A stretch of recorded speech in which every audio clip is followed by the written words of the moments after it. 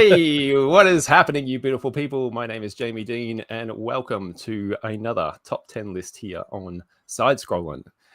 Today, we're going to be doing our top 10 most beautiful video games of all time. And speaking of beautiful, my name is Jamie Dean. Hey, how you doing? No, speaking of beautiful, I am joined, as always, by the absolutely drop-dead gorgeous Sam and Dominic. How you doing, fellas?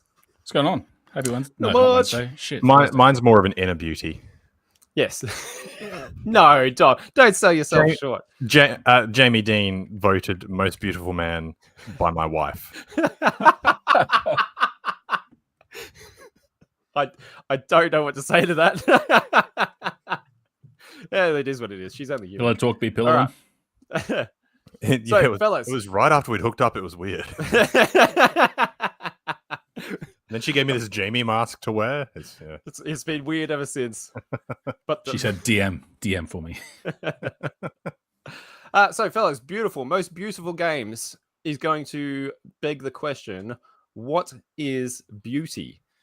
And as the very learned man that I am, I can tell you that Webster's definition of beauty is the quality or group of qualities in a person or thing that gives pleasure to the senses or the mind.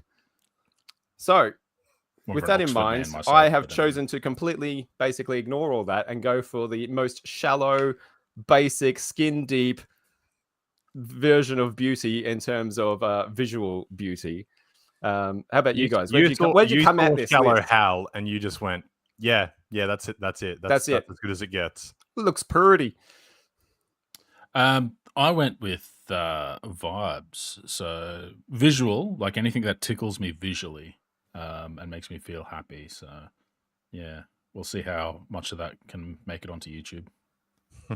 It's interesting because, like, you know, how a game looks is obviously your first impression usually of that game, right? That's usually the thing that either draws you in or turns you away from playing a certain game, whether you see it being played or you see a trailer of it or something like that. It's a visual medium, and it tends to not be until you get into that game and through the door that you find the other tiers of what we call beautiful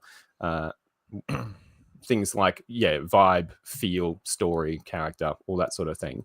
I've definitely skewed towards the visual in my list, but I was surprised how, I just went flat visual beauty, but how many games ended up on my list that go much deeper than just visuals, that are beautiful on multiple levels. I thought that was interesting.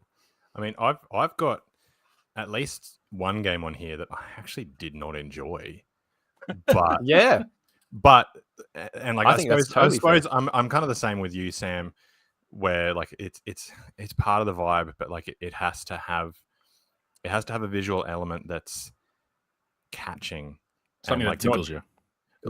Not even hits the neuron. Like it doesn't necessarily have to be like that's really, really pretty. It's something that makes you stop. Yes. Yeah. I agree. Appreciate it, and like visual is certainly part of that. Like music and sound design is a massive part of video games as well.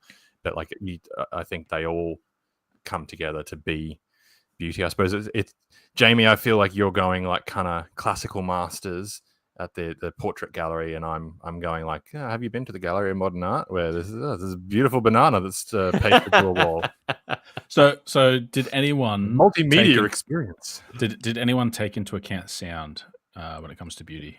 I did not at all. I feel like that would actually be a completely. Although, again, once I'm in the door, there's a lot of games on this list that I think would qualify for all of these other factors. Yeah, which is interesting.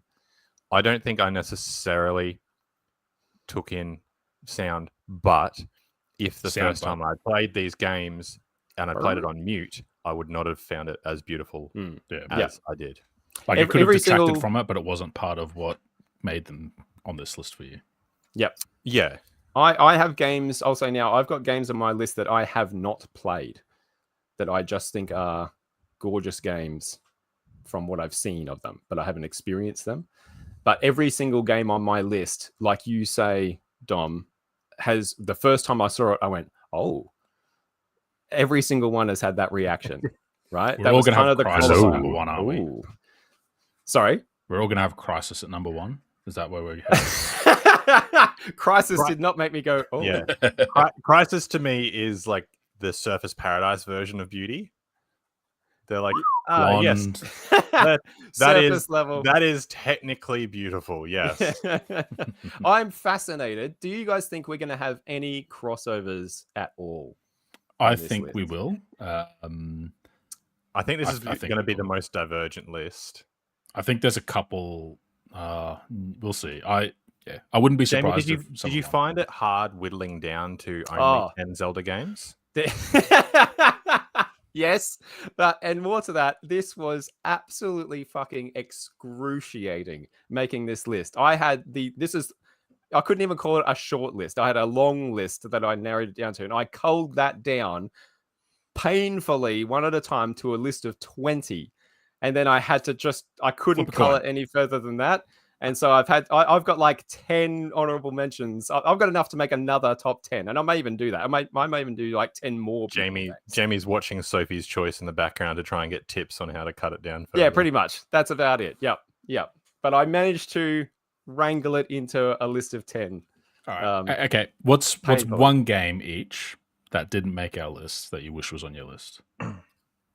Yeah, sorry, this might spoil your other 10 lists. No, that's okay. I'll throw one out there. So one that didn't make my list that I thought of very early on was a little indie game called Hyper Light Drifter. I've seen that. I contributed to their Kickstarter. Oh, nice. You may thank me for their existence. I do. I thank you profusely for your contribution for making that thing exist. Because haven't played I think it yet, it is gorgeous. Yeah.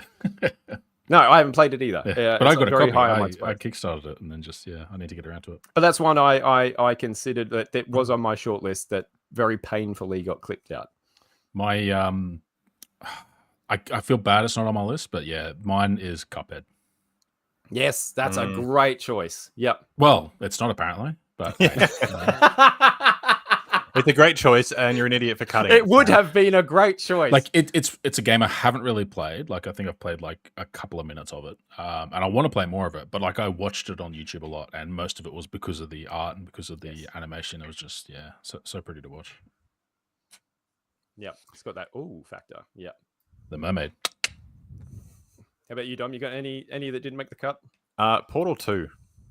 Oh, really? Okay, Specifically, like once you get cast down into like the 60s and 70s, and I'm a big fan of the like destroyed kind of city vibe, like nature reclaiming kind of vibe. Yep. I know what you mean. But also the juxtaposition of the aperture failing as it gets older, and it gets more modern, but it's like a bit more clinical and less personality, more. Yeah. So I had Portal 2 was like it was certainly in contention, but I ended up going with the others that I have left. Well, you got to draw the line somewhere. So that's right. All right, what do we want to do this thing in? As the most beautiful, you start. In terms of beauty? Oh, I guess it sounds like we're starting with Jamie.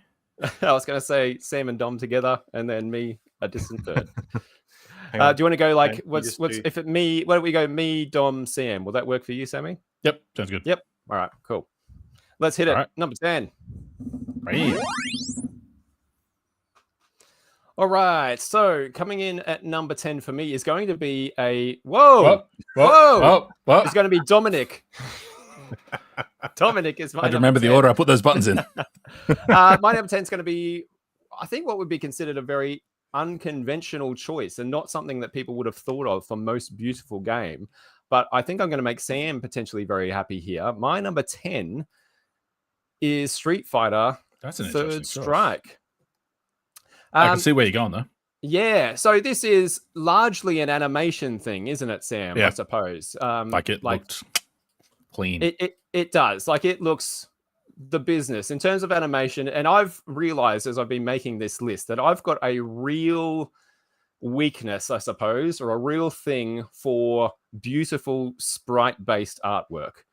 And it's just something I've said before, just never really goes out of style or out of vogue for me. When did this game come out, Sam? Was this around 99, 2000, somewhere around that? It would have been around there. I remember schoolies and finding the arcade cabinet down in Surface Paradise. And playing the crap out of it for a week. It was amazing. It was in like one of those backpacking hostels down near with the pool tables. And Gil, that boss, he's a fucking cheater.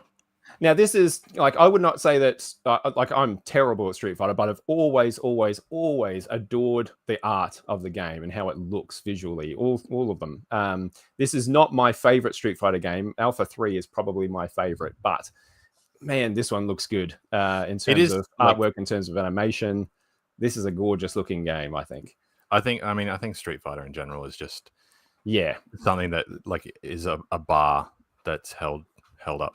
Other games are held up to. Like, there's a reason that, like, you know, if somebody comes in and sees somebody playing a fighting game, they're like, "Oh, is this Street Fighter?" Yes, yeah, that's it. All fighting games are Street Fighter, basically. Yeah. And I think for me anyway, like for this one, like if you go back and you look at like the video game industry at the time when this came out was sort of obsessed with jumping into the third dimension, really.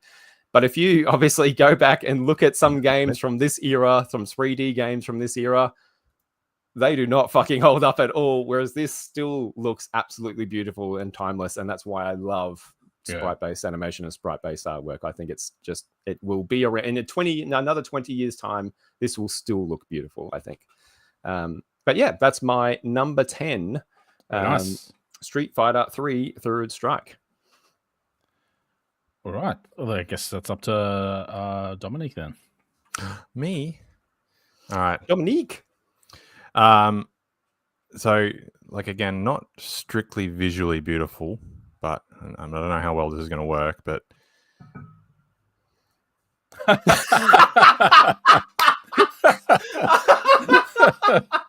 got a joker over here. Legitimately. No, this is a joke. This is What is your number 10? This is legitimately my number 10. No, it's fucking not. Yes, it is. So Jamie, I was saying I can't object to this, Jamie, based on some of the ones on my list. I said before, like it's something that grabs you visually and like you can't look away. And as a kid, like watching my dad play this, and like it's gotten, you know, more flash and everything since then. But as a kid, if Dad won, I would sit there and watch this whole thing because I'm like, oh, is it gonna cover up all the green, or how far is it gonna bounce? Like, it's just mesmerizing to watch. It is mesmerizing. I will give you that. And that's because of the visuals. Like, yeah. Look, I know it is a stupid choice, but to me, it is beautiful. It's something that I can't look away from just because. It's like one of those electric mosquito zappers. Look, I told you I was going a bit Gallery of Modern Art here, Jamie. You weren't fucking kidding, man. That is it a urinal or is it art? Wall as it gets. That's amazing. No, look, hey, if beauty is in the eye of the beholder, as they say, and I know what to get you for Christmas. I guess is what I'm going. A deck of cards, a spring-loaded deck of cards. Yep. Just flow. Dominic, I brought you some art. Pick up 52. You like that shit, right? That's unreal. Nice. That is good. Sorry, I don't mean to like put that's brilliant. Hey, look, Boyd agrees with me. Yep. Well, nice one, Boyd. I don't know if that's evidence for or against, if I'm honest. All right, so I've got a confession to make. I think I misunderstood what we were doing. I've got enough. I thought we were going Foo Fighters for a second. No, I thought we were doing the most bootyful games. Yeah, okay, that's a joke. Yeah. I kind of spoiled it before when I fumbled the bag. You had a really good gag there, and you fucked it. No, it's still good. Still good gag. So yeah, man. I tell you what though, like if I wanted to, like my top 10 would be more difficult if I was going to say, now's the part where you like bury the lead and you tell no, that is actually your number 10. No, it's not that one. It turns out that his number 1. It's Senna and Kaguga Bon Appetit, the one where they cook. Yeah, no. Now look, my number 10 got to be Minecraft. Hey. I know it's like blocky and it's pixelated, but I tell you what, the first game that I tested my RTX 4070 with was Minecraft. And I think part of that is because modern Minecraft in particular is like ray traced and has all those really cool shaders and stuff. And we're getting lost in our scenes. We're really getting lost in our scenes. There we go. Well, yeah, you had it. You had it.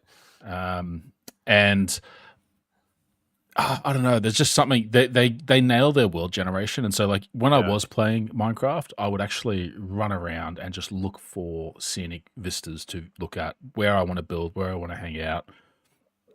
Spectacular game. Really, really looks fantastic. It's a bit cluttered these days, but yeah. When did you start playing Minecraft, Sam? So when it was in alpha, when you could play it on the website through JavaScripts. I set up a multiplayer server fairly early on before you actually had health damage. So they couldn't actually get health working in multiplayer. So it was really, really early. It was a lot of fun. I'm definitely with you. I think I played very, very early on in that alpha. They had that roller coaster setup. Yeah, but like when you had your own, once you had the own jar that you downloaded to play it. Just exploring, because there's so much. You just want to see what the world generates, and it's really, I mean, like it's abstract and pretty, and you're like, oh, look at that really cool cave, and then there's the thing that goes down over the top, or floating islands. Like it's crazy, but it's surreal because of the world generation, but it was still recognizable. I think it's beautiful as well, because you've got that kind of like, excuse me while I get my my douchey pants on, the juxtaposition between what's supposed to be like a real world generation, but and then also impossible structures and impossible floating islands and that kind of thing. Yeah. Do you think with like the beauty of Minecraft, and I don't mean to say this in a derogative way at all, quite the opposite, but do you think that engine kind of lends itself to it's almost like a book, the way your imagination kind of fills in the gaps of what you're seeing? Or I think it's a bit like, so you know how playing retro games on new TVs these days, it never looks the same. Yeah. And it's because the old CRTs were a bit fuzzy. And so your brain or like just the fuzziness kind of helped bring out that shape. Because, you know, with LCDs, if it's a pixel, it's a pixel. If there's nothing there, there's nothing there. Yep. Whereas the old CRTs, it's kind of like, well, the pixels around here and there's the pixels around here, and it kind of blended together, and it gave it this smoothing feel. And I feel like that's Minecraft as well. Like that's your brain feeling, like looking over it. So like if you go really, really close, you're like, oh, there's a step. But looking over like big vistas and stuff like that, like, okay, it's a bit blocky. It's almost like you can appreciate in your mind what that would look like in real life to a certain degree, and you know, appreciate the beauty of it, both aesthetically and imaginatively, if that makes sense. It's like jazz. You got to listen to the notes they're not playing. Yeah, exactly. Yep. Nice. Smooth. You're going to keep going on that whole that whole haughty train, aren't you? Cool. That's number 10s, right? Yeah, that's number 10. Nice start, gentlemen. Nice start, I think. We're all right. 9.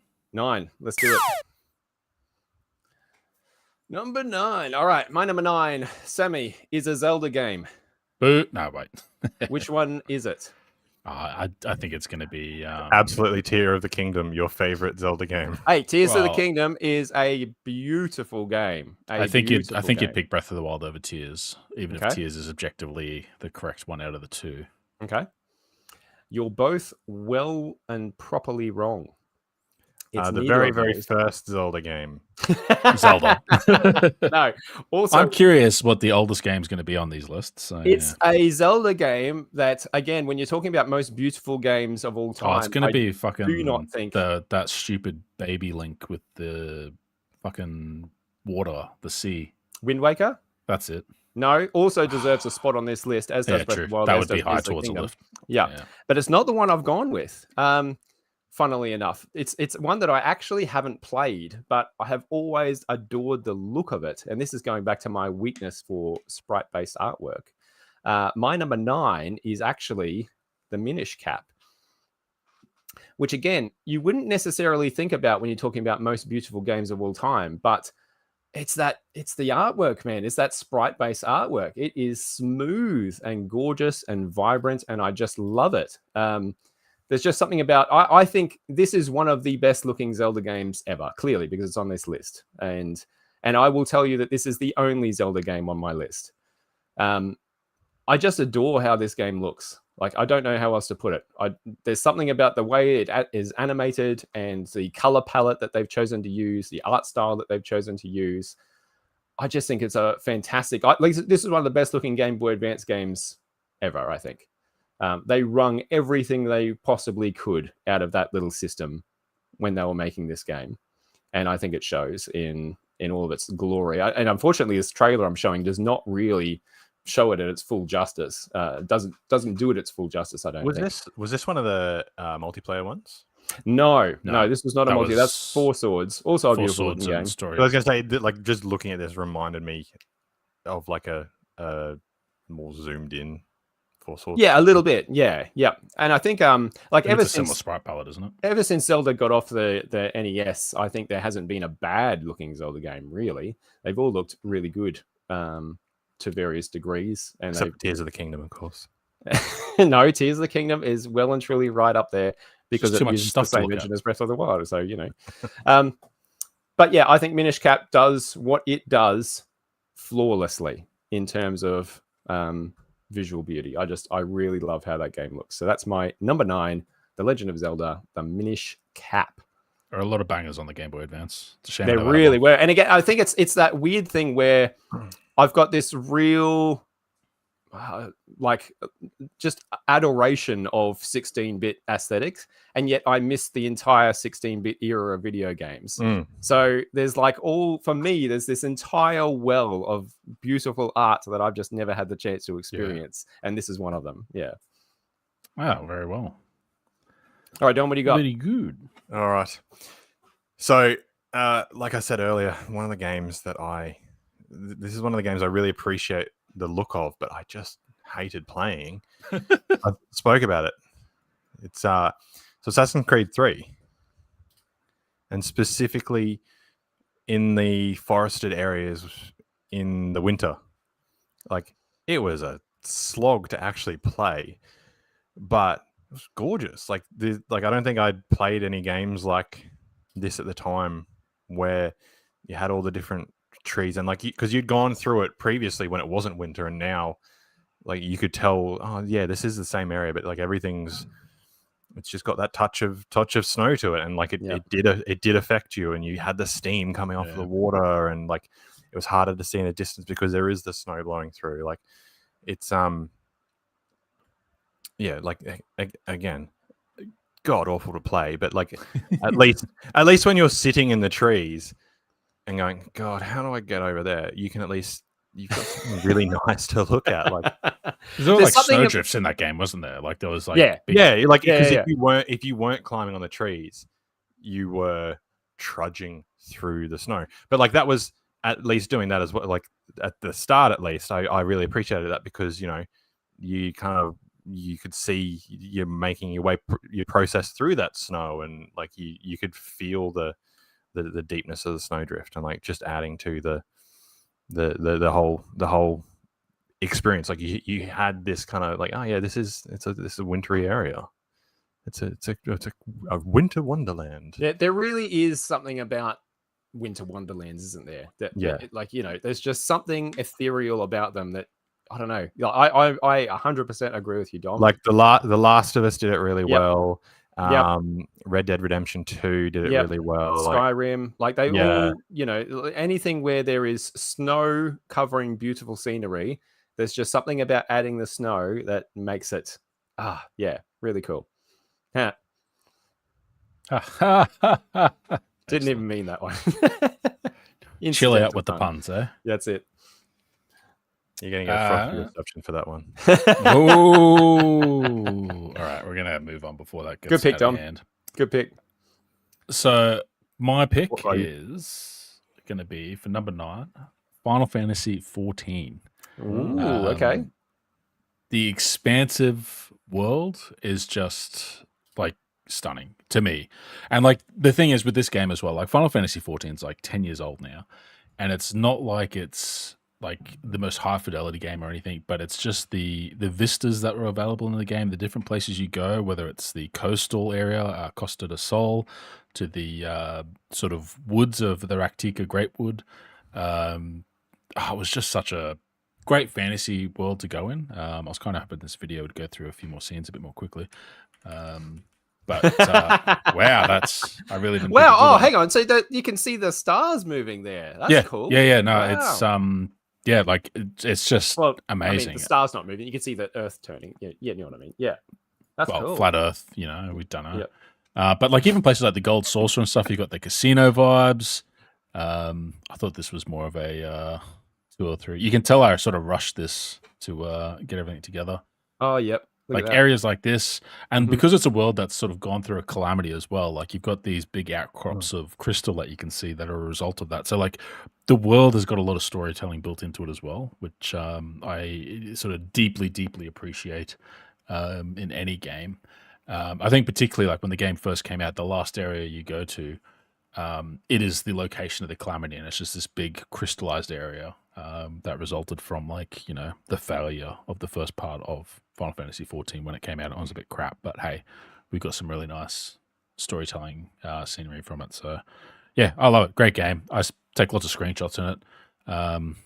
I probably should have had my little house brought up here, but I didn't prepare that. But yeah, no, I love a lot of MMOs have some really good scenery.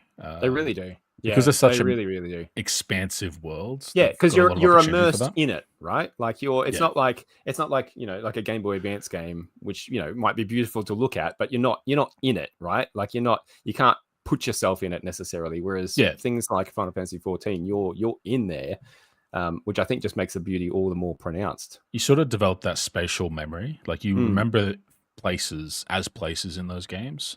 So like Revenant's Toll, I remember as a place because I go there to do a thing. It's not part of a journey on a video game.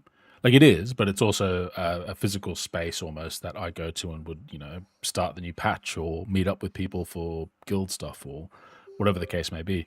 And like a lot of the cities, you'll see them build up over the course of expansions, which is really cool as well. Sort of feeds into all that storytelling and stuff. I need to jump back in except I'm really annoyed. I got an email just when I was preparing for this today that Final Fantasy has a collaboration that just started. Oh, okay. With Fall Guys. Oh, what? Yeah, I saw that. Like, no. You mean there's going to be like Fall Guy cosmetics available in your Final Fantasy 14 now? Like, fair cop, it's in the Golden Saucer, which like you got Fall Guys in my Final Fantasy. You got Final Fantasy in my Fall Guys. Like Gold Saucer has a lot of latitude for silliness to make sense because it's just this obscene casino. Like you already go there to play like it's like a pet battling game. There's the card game, not Triple Triad, the other one. There's Chocobo racing and like there's all these silly activities in there. So like. It could Fall be Guys worse, won't be out of still. place in there. You'll allow it. No, okay, you won't allow it. Time to get on Twitter. I can feel a strongly worded tweet brewing. Sorry. Number 6. Sorry. Shit. It's been a while. What are we up to? 8? 8. I think we're on 8. Let's go to 8. Let's do number 8. Even if we're not on number 8, fuck it. We'll do it anyway. Whatever. No, it's all good. Look, as we've said before, Sam is running this entire fucking operation. I don't understand how he does it. Pretty sure he's a witch. Yeah, it's unreal. All right, number 8. My number 8. Where are we? Right there. Right, there I am. Hello. So we've had Street Fighter, we've had Zelda. We're going to come right down now away from these huge, major AAA studios into the indie scene where I think... indie love. Yeah, there hasn't been any indie love, and I think that's Minecraft was at the time I was playing it. So. It's weird to say yeah, it's weird, but it was true at a certain point. I know. It's just before Notch was a Nazi, before I got sold to Minecraft. Well, almost the entire rest of my list is in the indie scene because I think the indie scene produces some of the best looking games ever created, and obviously, I think this is one of them. My number 8 is Spiritfarer. Hey. That is definitely on your not Pixel Sprite Yes, yes. So we're moving away from the 16-bit pixel sprite aesthetic into hand-drawn art. And this is all, you can tell when you look at it, this is all hand-drawn, hand-animated in the old, almost Disney style. And it is absolutely stunning, I find anyway. This is a game that you really need to see in motion to appreciate, I think, even though the aesthetics themselves are, just gorgeous, but it's the way it moves and the way you move through this world as you travel around the ocean on this boat, ferrying spirits to the afterlife. It's an incredibly emotional game, very character driven, but it is absolutely beautiful. And this is one of those games, Dom, that I think visually is gorgeous. And once you get in the door, you realize is gorgeous on multiple layers, sound wise, story wise, character wise. This is through and through a multi-tiered, beautiful game. Have you guys ever played this, touched this, seen it, heard of it? I haven't even seen it. No, I played it on Game Pass. So it's a weird one to describe to people, to like recommend, because it's like, I'd say if you like, gosh, it's like a light colony sim with a story sort of through a little, yeah. I'm trying to think if you like games perhaps like not exactly like Animal Crossing or Stardew Valley, but those kind of more chilled back, do what I want kind of games, go at my own pace kind of games, interact with some interesting characters. Like choose your own adventure, essentially. It's a video game. Kind of, yeah. This is a good one, and like I obviously think an absolutely gorgeous one. This is one of the first ones I thought of when I came up with making this list. It was just a matter of where exactly it fit. But yeah, Spiritfarer, love it, absolutely love it. Fantastic game, beautiful game. My number 8. Check it out if you haven't. Dom. Get him, Dom. All right, well, my number 8. Get us back out as indie quagmire into some fucking EA or some Ubisoft or something. Red Dead Redemption 2. It's back GTA in 5. Back in the PS2 era. Ooh, part of the reason I loved getting in the Wayback Machine. Is it? Have I lost Dom? Hang on. No, he hasn't lost Dom. I am here. It's just not working. Hang on. No. This is also not only is Sam driving this whole thing, but this is our first time trying to incorporate video into this. Hang on, give us some slack. I've got a backup. Here we go. Okay, cool. There we go. It's just nice. There you go. Good. Well done. It's not full screen. This is Ace Combat Shattered Skies. And the part of the reasons I I found this game so beautiful is because of the cutscenes. It was this, this style of cutscene. It is just an image zooming out, or like there's no motion to any of the images. It's like a storybook being told. Yes, but just the art style I loved. And then going through. Oh, lovely.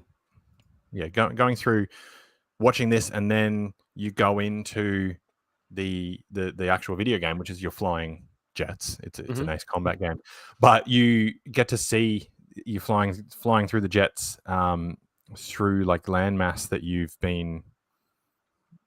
seen in the animated game, in the animated section. And like I'll shoot forward a bit, like it goes from that to it's very anime-esque almost, isn't it? Really, like yeah.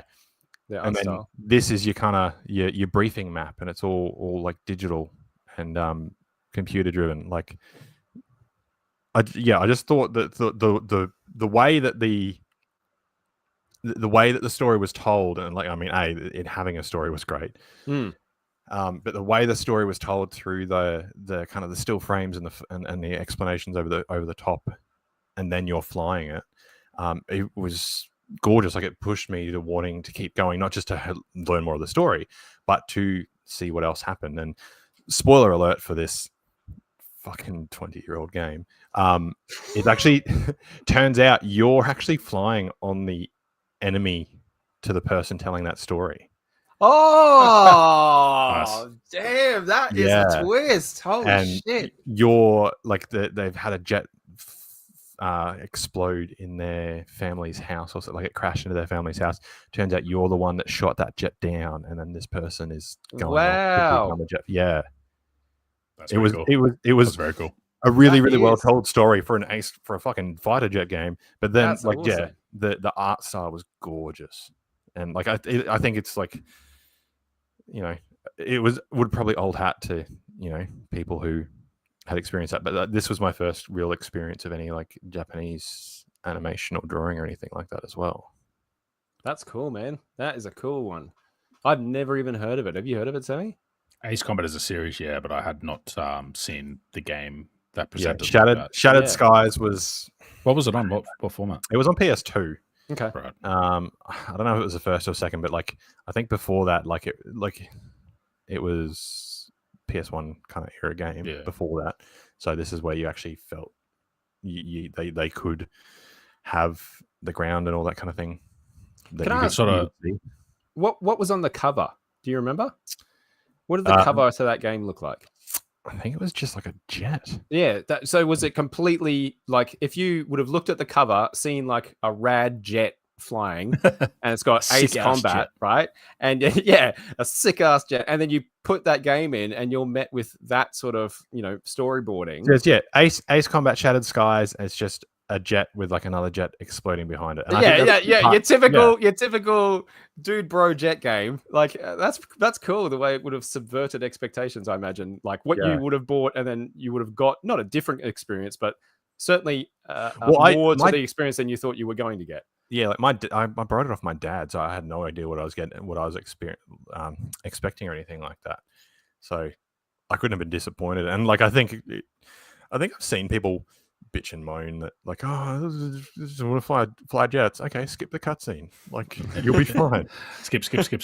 Yeah. Nice. An artistic choice. Keep that nose up. Keep it up. There you go. All right. So I guess my number 8, City Skylines 2. I have to. It had to be on the list. Wow! Holy shit! Hey. Forget how it runs, right? Just forget for a moment. It's gorgeous until you see the tree that's milled out of marshmallows. But okay. It's about framing, right? It's about how you choose to frame, and like it just based purely on the amount of time I've spent in that game in their camera mode and using all their camera options to get like different viewpoints, and like spamming the Discord for like a day or two while I was playing the game. Like just on that basis alone, like I think the game looks fantastic when you sort of take those moments to stop and sort of admire your work. The ability to make intersections that don't look like dog shit, like in City Skylines 1, which is a me problem in City Skylines 1, but City Skylines 2 makes a donkey like me able to actually do a intersection without just, you know, using something that's plonked down.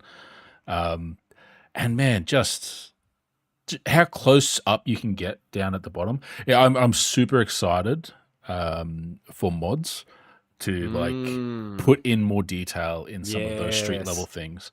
I'm sort of very mindful of, like, I was playing and I got Sarah to come, like my partner, to come and have a look, and like I was zoomed right in at pedestrian level under a bridge in the inner city area with the train going across.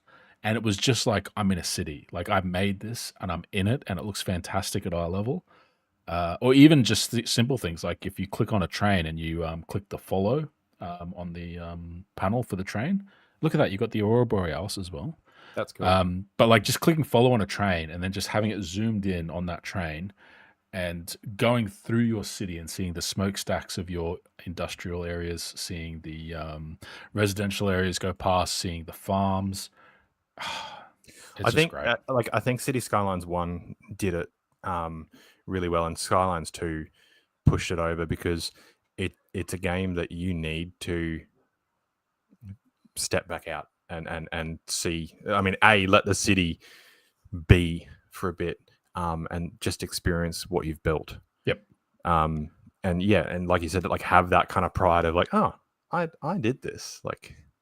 It feels like in City Skylines 2, it was a lot easier to not make a city that looks like I built this because of game mechanics. And it seems like it's easier. There's a couple of exceptions. More natural sprawl. Yeah, like there's a couple of exceptions. Like at the moment, there's some very aggressive terrain cutting if you don't respect the topography, as City Planner Players says. So like you can make a very scuffed looking city, but if you turn on your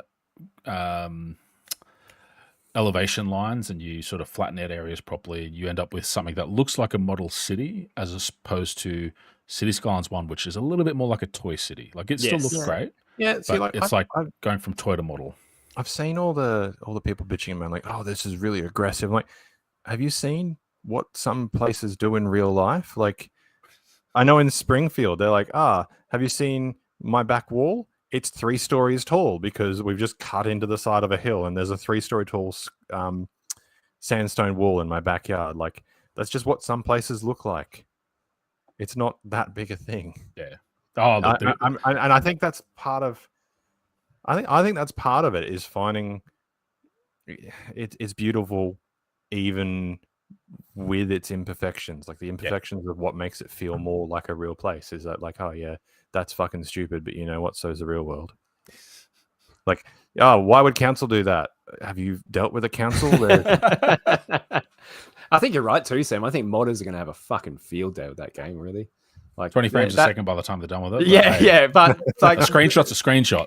It's going to look, you're going to be able to get some, like in 12 months' time, 18 months' time, that game is going to potentially look fucking great. It's going to be like real city looking. You know what I mean? It's already leaps and bounds ahead of where City Skylines 1 was when it came out. Like, I think it's really unfair to compare City Skylines 2 to where City Skylines 1 is, because City Skylines 1 has had 6 years worth of mods and DLC and tweaking and however many years. As it is now, I've only had a chance to play a little bit because I've been busy doing other stuff, but it's City Skylines 2 does do the thing where, like, even though you're giving up all that sort of legacy to play City Skylines 2 instead of 1, it's still giving you different mechanics, new mechanics, more robust mechanics. And they're not perfect, but they're different and they're fresh and they're enjoyable. So, like, you know, like parking, you don't deal with parking in City Skylines 1. But, you know, you got to think about parking in City Skylines 2. And except for all the people that wanted to deal with parking in City Skylines 1. So and put in the mod. Yeah. But nice. Yeah. Love Another unconventional pick, Sammy. I need to play it more. Interesting. All right, well, let's push on to the next number so 7? We can wrap this up so Sam can play more City Skylines. Yeah. 7, kick us off. We're not up to 7, we are now. Yeah, here we go. 7. All right, I'm going to jump straight in with my number 7 is a game this is definitely one where I'm not a big fan of this genre of games. In fact, I don't tend to like this genre of games at all, but the art and the visual aesthetics of this one is what just pulled me straight in. And I absolutely love it, even though I'm absolutely fucking terrible at it. My number 7 is Hades. Yeah, I thought you liked Hades. I thought you. I love Hades. I adore Hades. Yeah, I don't like the art, but not the game. I love it all. Yeah. Oh, okay. Yeah. I love it all. I'm terrible at Hades. Any of those like bullet terrible at not. Yep. I thought you loved the Layer of Hell. I love that too. All of it.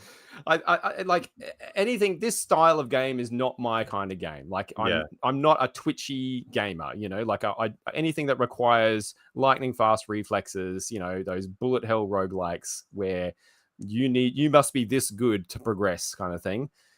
I tend to bounce right off those because I'm just not very good at games, and I'm certainly not very good at twitchy games. But the look of this one, holy shit. I mean, Supergiant has always made beautiful looking games. They've got fucking Bastion and Transistor under their belts as well. But this is by far, I think, their best looking effort. And like, fucking just look at it. It's like a comic book come to life. It's unreal. The way it's written, the story, like that's the other thing too. The story really drew me in. The fact that it's a roguelike with an ongoing, continuing narrative that makes sense in the mechanics of the world, that is something I haven't ever seen before, and I think is actually kind of fucking genius, you know? Just an amazing achievement. I have not finished it. I have not even come close to finishing it, and I probably never will finish it because despite my adoration of it, again, it's still in the genre of games that I'm not very good at all. I'm an old man at this point. The reflexes ain't what they used to be. I'm with you. Like I've got a bunch of games that I would love to play because like I love the concept and the look of, but like like I don't like horror games and stuff like that. Yeah, and like that's a good example. I loved Control. Yeah. And then seeing all the Alan Wake 2, and then like some of the DLC for Control that had like an Alan Wake section. I'm like, this looks really, really cool. Yeah, I'd love to play it. I'm not going to. Yes, but like it. But I'd love to, right? Yeah, I'd love to. I'd love to experience it. It looks amazing. Like I think, like Kelsey enjoyed when I first played The Last of Us.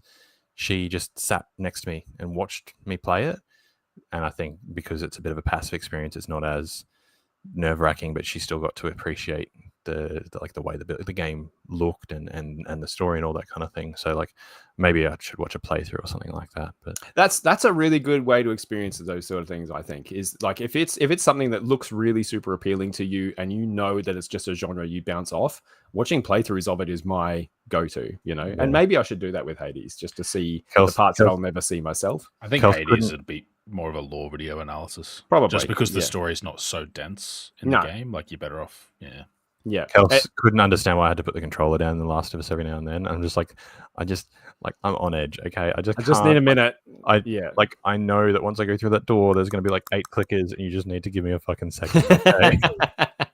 Well, Hades, like its look and story breaks me through that wall of I don't like these kinds of games. Like it's the way everything about it appeals to me except how it plays, and even the way it plays. Like it's good, it's fun. It's just not for me. Like I just know that I'm not very good at that style of game, but it pulls me back. It keeps pulling me back in spite of that, largely because I think it is absolutely fucking gorgeous. My number 7. I don't think I'm going to get any pushback on that one. Hades. No. Stunningly beautiful game. Can't wait to see number 2. All right, I think I might have this working full screen now. Hey, maybe I don't know. Let's test it out. Let's test it out live. Yep. Do it. Push the button, Sammy. Push it. Hey. And whoa. Remember the truth. Hey. Have you guys ever played DEF CON? No, I haven't played DEF CON actually. What are you talking about? So this came out. This was around the time I was in high school, and like you can see, it's like super simple. Like it's basically copying War Games, the movie. So is this 2015 or something? This is 2005. Were you alive then? No, I wasn't. This was in the womb. You skipped some grades to get to high school. But just the simplicity of everything. You're really going modern art. Yeah, I hung shit on you for Solitaire, but I agree with you, Dom. This is cool. But like, not only that, so you can see up the top, there's the 3. So you're at DEF CON 3. So DEF CON, it goes through phases. DEF CON 5 is you can only place certain things. DEF CON 3 is when you can start fighting between carrier groups and planes and stuff like that. Then once it goes up to DEF CON 1, then nukes start getting launched. And like, it's just utter chaos, but it is chaos that you can keep track of. I actually want to play this right now. This looks awesome.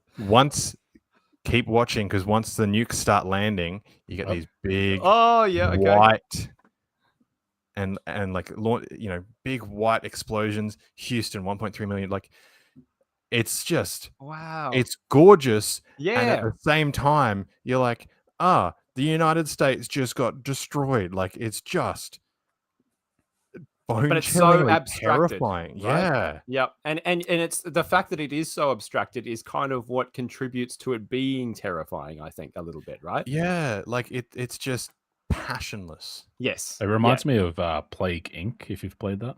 Yeah. And almost looks like Pandemic, the board game, visually, doesn't it? Yeah, but I think because it's all it's real-time strategy. Yeah, you can play against CPU. You can play multiplayer with players as well, like with other people as well.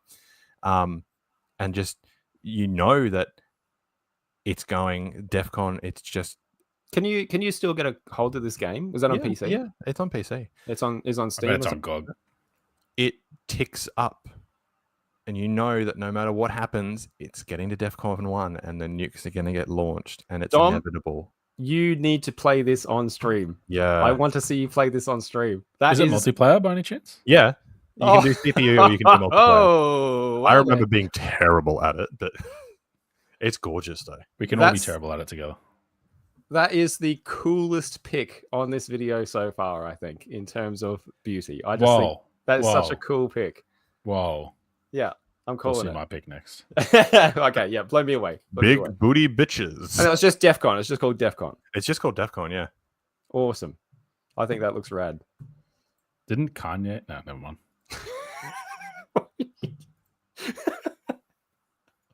It's pronounced Kane. Well, it's yay now, isn't it?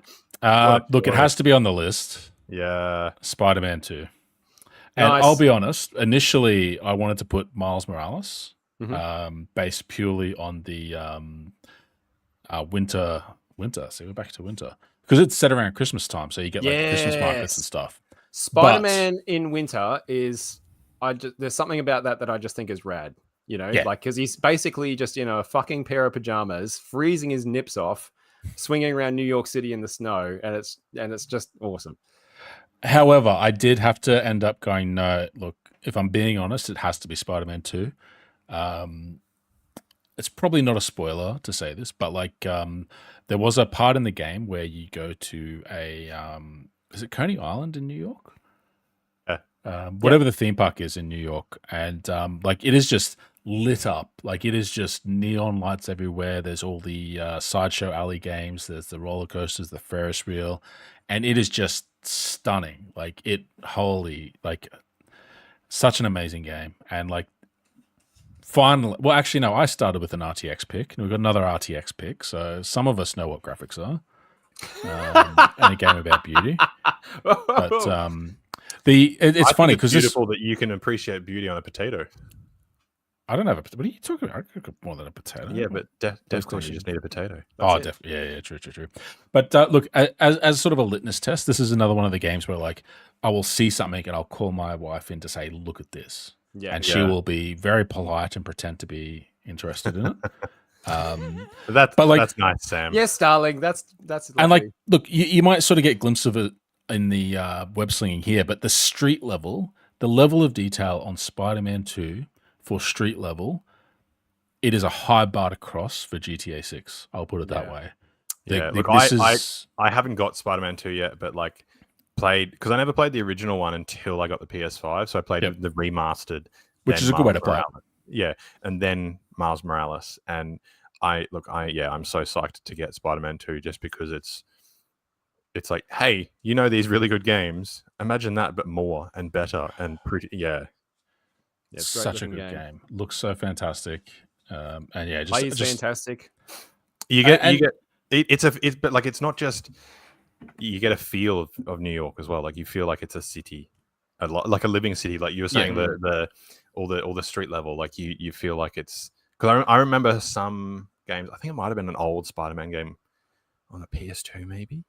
There was a Spider-Man game on PlayStation 1, which is fucking fantastic. That was. There was green mist. You're talking about the movie one, right? Like Spider-Man, the one that came out with the original movie in. I think so, but like you couldn't go down to street level if like you went down to street level. That's the one. Yes. No, that's the PlayStation 1 with the green gas. I don't think you could go down to on the PS2 on the other one either. Spider-Man the movie, I'm pretty sure you could. You had the dual stick analog controls. I don't think it was PS1 because I didn't have a PS1. I skipped that generation. Yeah, Jamie, that's the ones where the webs just went up into the fucking sky, right? Like you just web yeah. Like Jamie, you saying you skipped the 16-bit gen? Like I think I did as well. Like I went from I had a Super Nintendo and I went to PlayStation 2. So you skipped the birth of 3D. Yeah. When we stopped counting bits. Yeah. How many bits was the PS1? 32? I think it was 32, right? Yeah, I think it was 32 because you had the Sega. The Sega had a 32. Anyway, it gets weird there because the bits aren't like the best way to count the processing power of those machines. That's right. So, but yeah, Spider-Man 2. Good one. Another game that I will just turn on and web sling and not even bother doing anything. Yes, it is. The web swinging is so good. Yeah, it is. It is probably one of the very few open world games that deserves to be open world and should be open world, in my humble opinion. So yep, Yeah, Spidey games, I think, need to be open world in order to really capture what it is to be Spidey, you know? Yeah. You need a neighborhood if you're going to be the friendly neighborhood Spider-Man. Exactly. So. Exactly right. Nice pick, man. Nice pick. Let's do 6, eh? 6? Yeah, all right. Go on. Treat yourself. That's a Treat 6. yourself at number 6. All right. This is about as far away from fucking Spider-Man 2 as you can possibly get, I think. We're going Superman 64. We're going way back down into the I keep saying down. We're going across. We're fucking coming up out of the AAA dredge and up into the indie scene again. And this is with another game that I haven't played, but as soon as I remember seeing this at PAX for the very first time, actually, we're seeing a demo of this and just like doing a fucking triple take and stopping and watching. Right?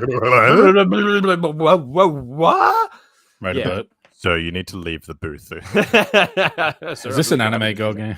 It is not. This is a tiny little indie Zelda-like called Owlboy. Oh, I've seen that game. Have you guys ever heard of this? Yeah, I've heard of it. No, but I don't like his face. Good, he doesn't like yours. So this is I had to like shave those sideburns. some of the most beautiful pixel art I've ever seen in a game. I think it's just looks stunning. Look at this shit. Like, this is unreal. I don't actually understand how. I don't understand how you make art like this. It's like it's not 16-bit. It's like 16-bit plus. I don't know how to describe it, isn't it? Like, I feel like it's been made in 32 or like higher res and then like downscaled. It's been made. Yeah, it's been made. I don't even think it's been downscaled. No. Like, yeah, like I don't think it has, but like it's like that kind of. That's the vibe you're They've getting from. squeezed in more than what should be there. Yeah, that's right. Yeah. Like it's been made to give you the 16-bit retro vibe, but this is like another level. I think. Like, look at this shit. This is unreal. I could just watch this all day. I just think it's absolutely beautiful. Easily the best pixel art game I've come across. I'm trying to think of anything that would even come close to this. Really, like, yeah. Anyway, I haven't played it. It's on my list to play. I'd love to play it.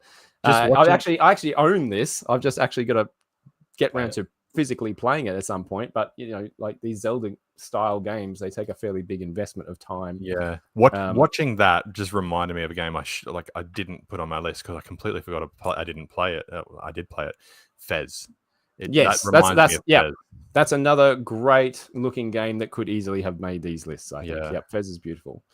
But yeah, there we go. I don't have much more to say about it other than that. I don't know a lot about it. I don't know what the story is. I don't know what the character arcs is. I don't know I know the gameplay loop is fairly similar to Zelda, you know, doing dungeons and using items in dungeons for those dungeons, etc. But as for aesthetics, I mean, it speaks for itself, I think. Unreal. Owlboy, my number 6. I'm just go and follow that. Let's see what you got now. Bring out your little fucking abstract fucking go on asteroid. Gallagher. What do you got, Dom? Gallagher DX. He wasn't born then. Pong. Put Pong on it, you fucking coward. Oh, come on, man. No, you fucking didn't. No, you didn't. Are you kidding me? All right, you were cool. You were cool at 7, Dom, and you've lost all credibility. All right, go on, explain yourself. GTA 4, specifically because, I mean, the physics in GTA 4 were like, they ended up having to get rid of them because they were too spongy or something, but like, it just matched the feel of like a grimy city. And it was gorgeous. It captured... The thing it was capturing was not beautiful, but the way it captured it was beautiful. You're an artist. You're a poet. Like it's like the banana on the wall, you know. Like just the patches on the ground and the metal plates across the roadway. Like this, you've really got the feeling of like this was built. You know, they lived in these streets. Like it's not a carbon copy like it is with Yeah, like those. It's mainly the city itself. It's not a carbon copy like Spider-Man. Sorry. Yep. But it's the essence of New York. Like I've not been to New York, and this is what I imagine New York to be, is like just a dump. Just running over people. Grimy. Yeah, but just like it's a bit Driving dirty, on the left-hand but side like of the road because you're Australian. it's still yeah, but it's still life. Yeah. It's just the feel of and it specifically is GTA 4. Like I really enjoy GTA 5, but I don't find GTA 5 beautiful in the way that I found GTA 4 beautiful because of the way that it captured like the city. Didn't they have that Lindsay Lohan like in GTA 5 though? It captured the city, like the city was its character. It was its own character. Oh, God, I hate myself for saying that. No. That's fair enough. That's fair enough. And I think actually, I don't know that I don't agree. See, I can't even fucking argue because it's like beautiful. If you find that beautiful, I can't say you're wrong, can I? I don't think GTA 4 is a beautiful game, but I understand what you're saying and I agree with what you're saying. Like that the city is like the main character almost of that game, just as much as Nico Bellic. Look, Jamie, I get it. It's hard after I brought out Spider-Man 2 to come back to it's GTA 4 and to It's not pretty. It's not glitzy. But God damn it, it's beautiful. It is itself, and it captures itself without being a copy of. Yeah, like I'm on thin ice for this round, so I'm going to be quiet. You've charmed me. I'll give you that one. I won't give you too much shit for that one because I see what you're saying. I understand what you mean. Yeah, and like that's what I was saying before. Like, it's not just like it's a feel. Visually it has to grab you, and visually, you're right. The visual of the city grabbed me, and then GTA 4 definitely had like the feel of the city in GTA 4. Like, how do I put this? It had more of a feel than GTA 5. Like, it had more of a character. Yeah, right? The city itself than GTA 5. I mean, GTA 5 felt a bit like GTA 5 was almost a region rather than a city, wasn't it? You know, but yeah, okay, all right, cool. You'll allow it? I'll allow it. Yeah, fuck, he had solitaire, man. I think he can say whatever he wants at this point. All right, so my number 6. What is more beautiful than? Oh God, efficiency. Oh, yeah. God. Come on, no. Damn. No, Sam, come on! It was beautiful games, top 10 beautiful games of all time. I'm sorry. Factorio. Look at the symmetry. Look at the activity. Like it is like oh my God! Like you just don't understand. You don't understand me. Yeah. This is ridiculous. I absolutely get it. Like look at that. Look at those arms. Look at it's all in unison. It's all creating. It's all manufacturing. It grows. This is beautiful in the same way that City Skylines 2 is beautiful. Is you're watching. No. Yeah. Look at that. Look at that all go. It's fucking hard right now. I'm sorry. A game that allows creativity in the way that you design and solve problems in a aesthetically pleasing way easily fits the definition of beauty, in my humble opinion. Yeah, look, it's your definition. It's your definition. Jamie, you can't therefore be wrong. When you were younger, Jamie, 80 years ago, did you ever... It was a good time, man. It was a fucking good time. And stare at a music visualization or like a Rube Goldberg clock, like one of those clocks that like the balls or fall down the solitaire end screen? No, I went outside and I looked at actual beautiful things. I was too busy making love to a woman.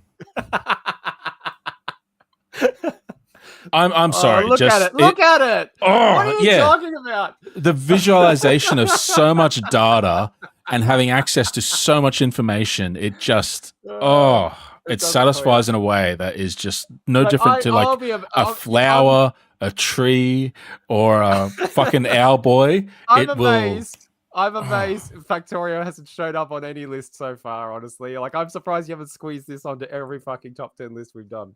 I respect the game. I'm not gonna like put it in places it doesn't belong, but it belongs here. God damn it! Data is beautiful, and I'm sure there are plenty of people out there that agree with me. There are plenty of people. Chat, if you're watching this, right? Look at that! Look at those tracks! Look at the train! Oh, is Factorio beautiful? Yes or no? I want to see it in the comments. We're gonna resolve this once and for all. If I'm Jamie, wrong, you're just wrong. Like it's I'm wrong. just. I'm happy to be proven wrong. Or I'm happy to be proven wrong.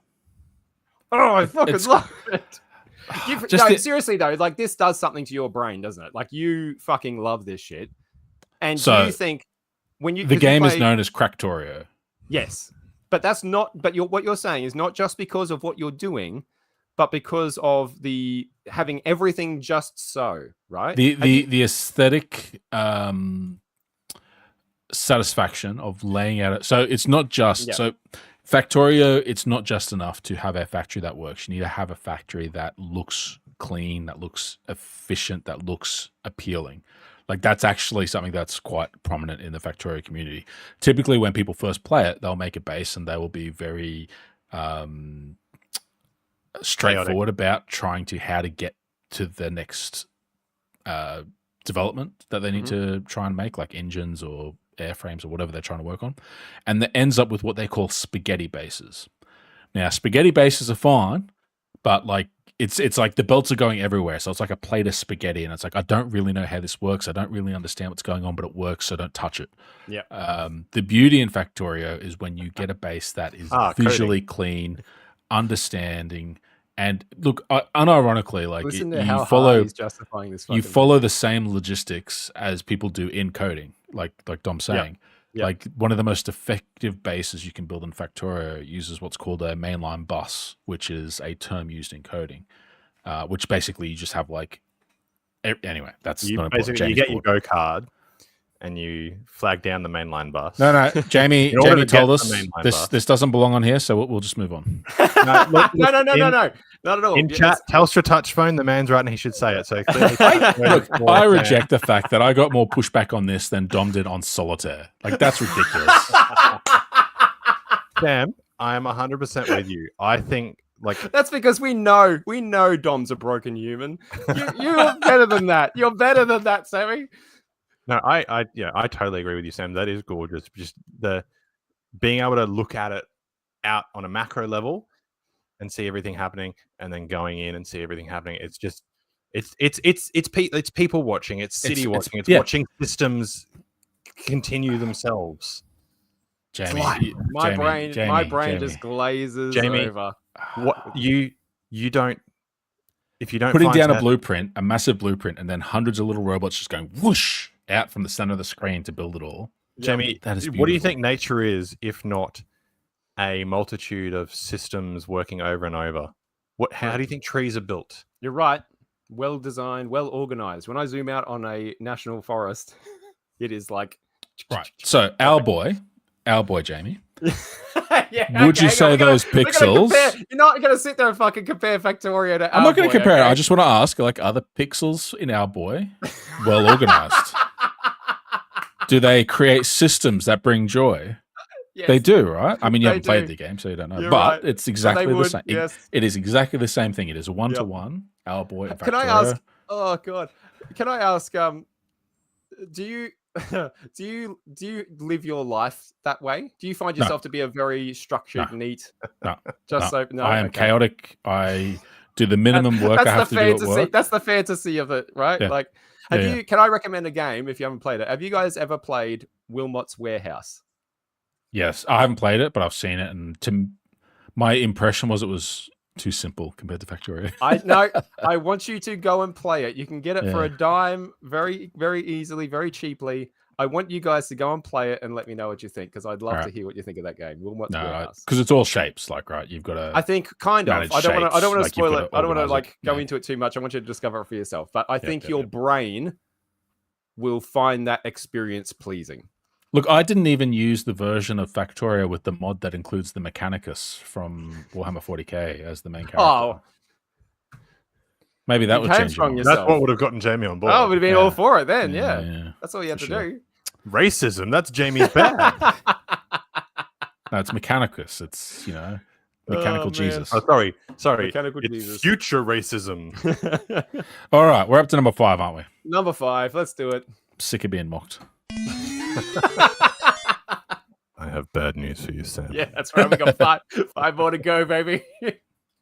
All right, let's kick this thing on. gonna start My being number honest with Jamie's 5 picks. is a fairly old game now, but it's one I Then still it's think wrong is if beautiful. it's old. If it doesn't have RTX. Could be. Oh. It's a little indie title called Firewatch. Yeah, it's not old.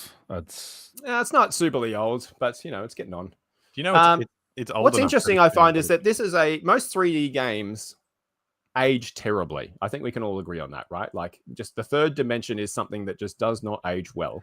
No, I don't agree with that, Jamie. I think you're wrong. Really? Just Jesus Christ. I think there's something to do with the art style with this one, where it's still, and it's the lighting, I think, too. The lighting cell shaded, isn't it? It's not cell shaded. No, it's kind of it's almost like Pixar-esque. I don't know how else to describe it, really. Like, it just still, to me, looks beautiful, and the fact that it's trying to reflect an actual place, a real natural place in a national park. I think it's just gorgeous, and the fact that you can jump in and walk around, explore the place, do some abseiling, do some rock climbing, but follow this really, really good story, which I would also say is a beautiful part of the game for sure. Is the narrative of this is unbelievable. If you like single play narrative experiences, this is about a 5-hour game, 6-hour game, something like that. Walking simulator is the walking simulator. Yep. This is one of the best. Like, this is so good, the narrative in this one. But the fact that you are playing through this excellent narrative in this lovely, beautiful, again, kind of Pixar-fied national park, I just think it's great.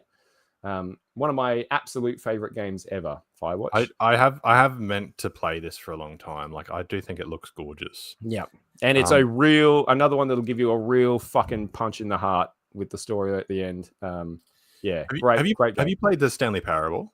I haven't, and I need to, because I really need to have a look at that one. Yeah, so it's a good stream game.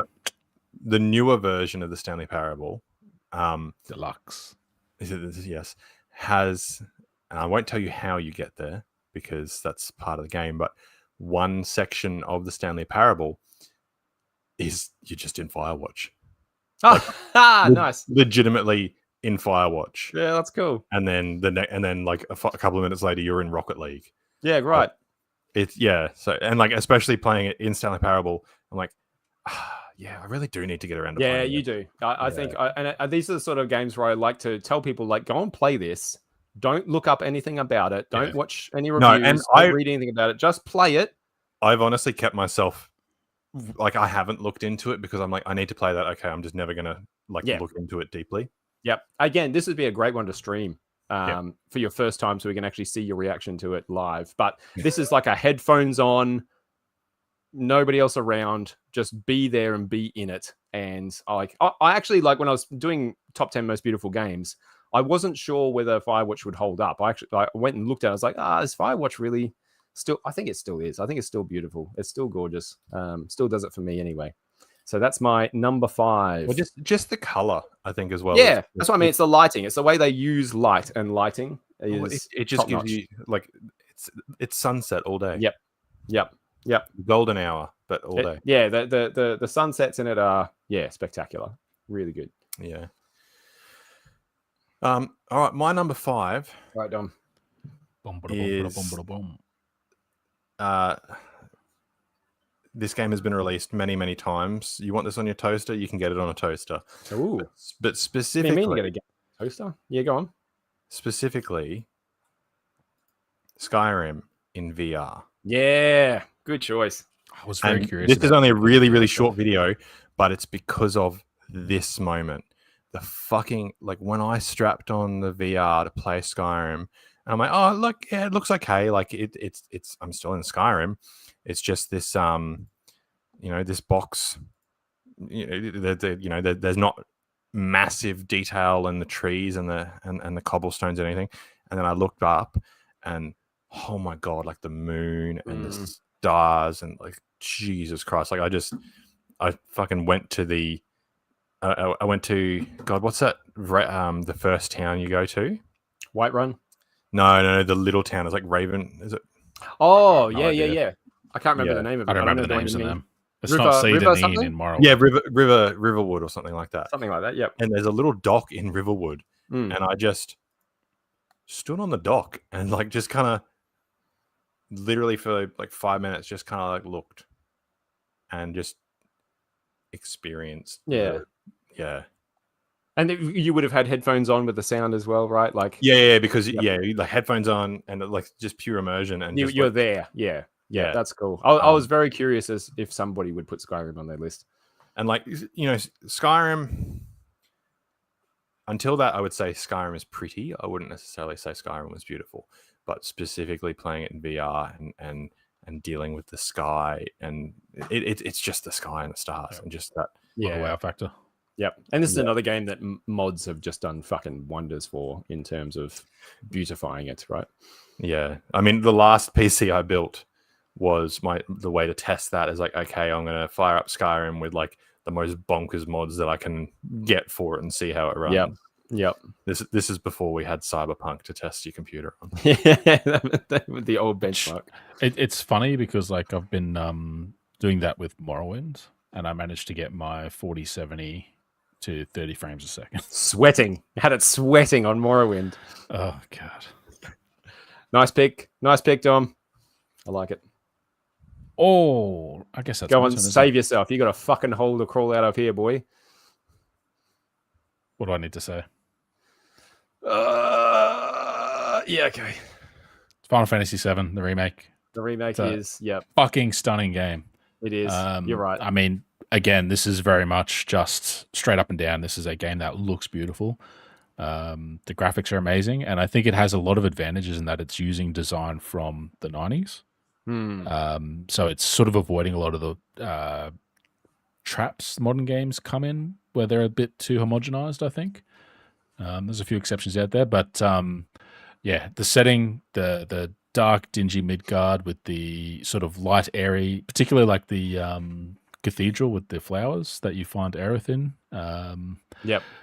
Just the settings in the game. Again, this is another one of those games where there are moments when like I'd be out on a some sort of pinnacle overlooking the city, and I just would stop and I'd be like, wow, this is amazing. This looks fantastic. The honeybee, I mean, come on, that's fantastic. Like I know a lot of the stuff that we've talked about has, had a lot of focus on data and analytics and a lot of the stuff that we've talked about has been about like the settings, about the vistas, about the views, but even this, like the characters and the people, like that steampunk look, that side boob, it's just all great. Like it's just yeah, I've got a lot of time for this. I'm really looking forward to the next part, Integrate, which comes out I think February or March. Yep. And it's interesting that like even though this is like a rehashing of the story, right? Like this is not just a straight one-to-one. Yeah, like it's a reimagining. It's a reimagining, sure. A retelling. Yep. Like nothing. Final Fantasy VII's kind of got one of those looks that nothing else really looks like Final Fantasy VII. Yeah, does it? They like, did. It's not even steampunk. It's really weird to describe it. Like it's the closest thing I could think of is calling it steampunk, but then it's like instead of steam, it's Marco. So it's like this weird sort of life essence of the. It's like urban.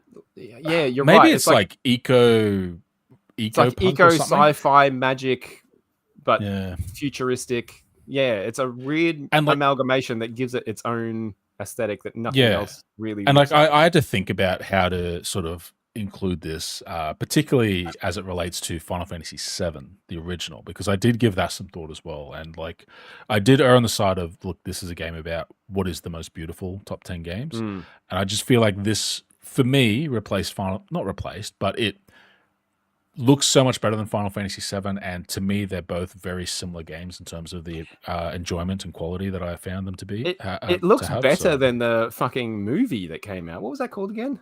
Advent Children. Advent Children. Like it looks better than Advent Children, doesn't it? Yeah, and again, like it's another time where they're taking advantage of like that development of character design and stuff. Like Cloud and Tifa, they do look very similar to their Advent Children counterparts, and it's just been developed over decades. I sort of remember downloading Advent Children like at midnight when it came out. I think part of the beauty, like I haven't I've never played much Final Fantasy, and like I haven't, like I was aware that Give they it a had shot. the remake. Give it a shot. Just watching that, like I think part of the beauty comes from it's grounded. Like it looks like it's not grounded. Sorry. No. But like he was fighting a big blue dragon. Did you see that? But like there's real cars and it's a city and there's like this is a real world place, but like just a bit more magical and like The setting is so unique, and at this point in particular, it's so well developed. Like in that first game, like you walk through the city and you're hearing about like civil strife in this other far off place, Wutai, which we'll apparently get to in the next game. But like in the actual original game, it's like a place that you go to not too long after that. And they've sort of added that in because that wasn't in the original game. You didn't really hear about that stuff as much. So there's a lot more depth to it. One of those kind of like for the people who like played Final Fantasy, like yeah, and also because the game's far more developed. Like a lot of people criticize it for being like adding more filler, they'll say. And to me, like there's no point in a remake like this unless you do explore more.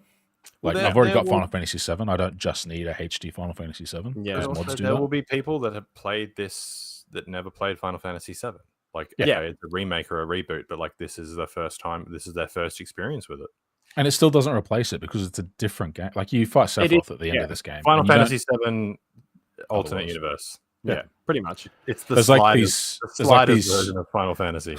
There's like these shadowy ghosts that sort of appear and they imply that there's like shenanigans going on, which hopefully it doesn't go too far down Kingdom Hearts route. But shenanigans. You might hang shit on me for this, Sammy, but I would not have given you any shit at all for putting the original Final Fantasy. No, they were really close. Really close. Yeah, because I do think that is a beautiful game. Even now, I think that's a beautiful game. The I recorded the cutscenes to that to VHS because I wanted to watch it again. Yeah, but even like the Lego Man kind of boxy, I love those and like the painted backgrounds models, and that the static painted backgrounds that I think that looks, again, nothing else looks quite like it. You know, like I think it's. Really, and I think it holds up surprisingly. I think the remake in particular is really benefiting from that level of detail and that level of care that went into the design of those areas. Yep, definitely. And without that, it probably wouldn't have been on the list. But it's like movies, like the Addams Family movie and other movies that did rotoscoping. Yeah. So like they had the set and then the painted backdrop. And Star Trek did that a lot. Yeah. Like that's just it works. You can't replicate that. With green screen or anything like that. No, you can't. No, it's God bless Disney and the Marvel cinematic universe. Oh, yeah, Void, man. Honorable mention for Mirror's Edge. Damn. Oh, good one. Yeah. That's another, definitely up there. Nice pick. All right, let's hit our fours, hey? Jenny. 4. All right. My number 4, we're staying on the indie scene. We are riding the train for a little bit longer. And this is, I mean, this could easily be my number 1, honestly, on the day you ask. Again, it's another game I haven't played, but it's a game that I have seen and looked at quite a bit. Just because. Of homework. I know, lots of homework. But this is one that has been to playlist for a very, very, very long time. Not a very long time because it's not that old, but ever since it came out, it's been a very high to play. And that is a little indie title called Gris. Ah, yeah. Have either of you guys played or seen this? I haven't played it, but I have seen it. I haven't heard of it. This is like a moving piece of art. Like it reminds me a bit of Amelie. Oh yeah, yep. I'll show you what it looks like if you haven't seen it before. But this is, when we talk about games as art, it's a bit of a dead topic at this point because, of course, they are. That's ridiculous to think that they're not. But this, kind of exemplifies that on not just a visual standpoint, but a story standpoint as well, a storytelling standpoint. Like this is absolutely fucking look at it. Like it's just crazy. The way this thing looks. Nothing looks like Gris.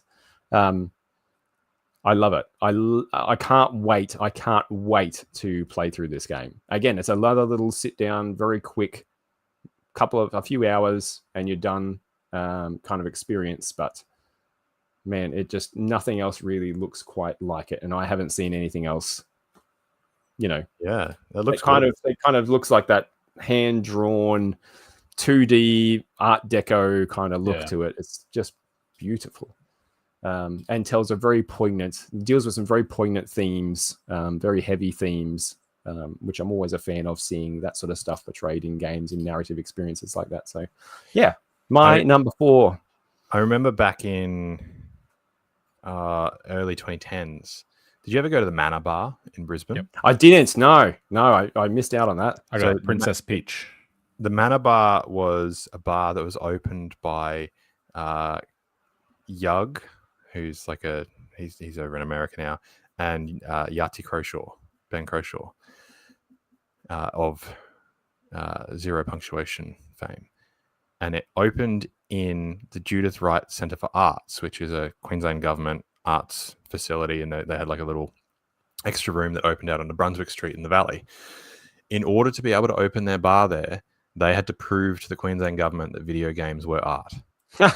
because it was a video game bar, and so yes, video games are art, and legally they are as well. Yep, nice. At least here, anyway. Yeah, at least as long as the Brisbane City Council is concerned. Queensland government. It's Queensland government. Yeah. Oh, okay. Big leagues. I don't think the Brisbane government would have agreed, but yeah. I don't care if they're wrong. I mean, I would hang shit from Greece on my wall. Like, I just think it's stunning, stunningly beautiful. It looks number gorgeous. 4 could be on any day you ask me. That could be number 1. Yep. Yeah, fair. Tune in tomorrow. Yeah. My number 4. I don't know if you guys will have seen this or not. Fantasy violence. I love fantasy violence. Fuck yes. Here we go. Now we're into I've good shit. started playing this. Is this what I think it is? No, it's not what I think it is. Okay. So it's a bit like I've never heard of this. Holy fuck! It's like That's a lot of people. Lemmings. It's like a Lemmings-esque kind of game where you've got with humans. Yeah. But there's also a story being told through it. The whole it's like the development of humans.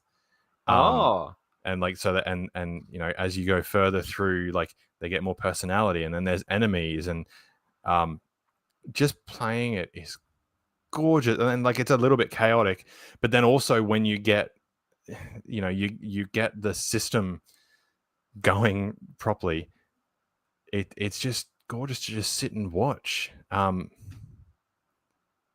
Like you can get it set up into loops, and it's just looping to be able to go and do something else, and then it's hard to explain. It's a game that absolutely should be played, and like I was saying before about sound design, like sound design absolutely comes into it as well.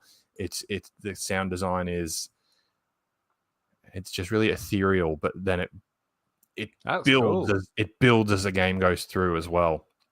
And like you feel, it's so stupid, but you feel like you are guiding humanity because it's changing as you go through.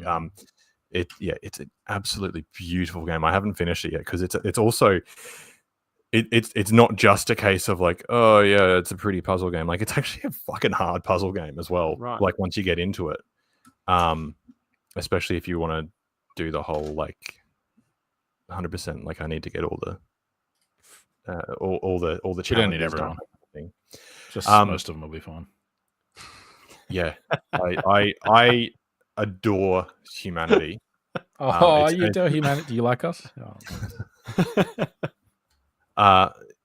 it's on the PS5. I don't know if it's on any other platforms, but it is beautiful and it's just crisp, and yeah, again, it's just one of those kind of you just sitting there and letting it wash over you kind of games. Gorgeous. I'll have a look for it.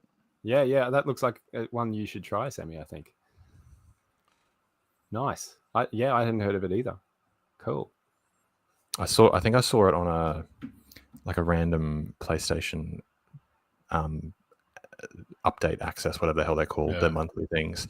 And like as soon as I saw it, I'm like, yeah, fuck yeah, that's me. That's my jam. I must have got buried because I sort of check the store fairly often, and just never popped up. So yeah, it's a shame for them. I think it's on PlayStation Plus. Oh, even better. Yeah. before Have to I check it out. don't update it because it's too expensive now, unless the Black Friday sale's awesome. Nice. Cool. All right. Humanity good. I guess. Yeah, to the surprise of all. Yeah. Well, yeah, shocking, right? So, Jamie. Yeah. You're going to like this one. You'll be okay with this one. Like actually like, or you're being No, smart you'll be like, oh, I forgive you for everything. Okay, cool, go. Have we picked it yet? Is it The Witcher? No. I mean, I picked it, but that's because I saw the title, so I'm not going to say anything. It's Shadow of the Colossus. Oh, yes. Nice.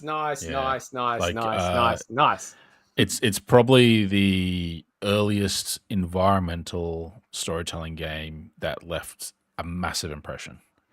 One of my best gaming memories I have is watching you play this game. Really? Yep. Oh, so it must have been when I was at Upper Markravat on Logan Road. Yep. Yeah. I loved watching you play this. This was such a fantastic, and like this is the remake, this footage. So obviously this is a lot more high fidelity. But even on PlayStation 2, like my memory of it looks exactly like this in my memory. Yeah. I mean, fantastic back then. Games from back then, this is how you remember them. Yeah, you remember them in HD, even though they were in SD.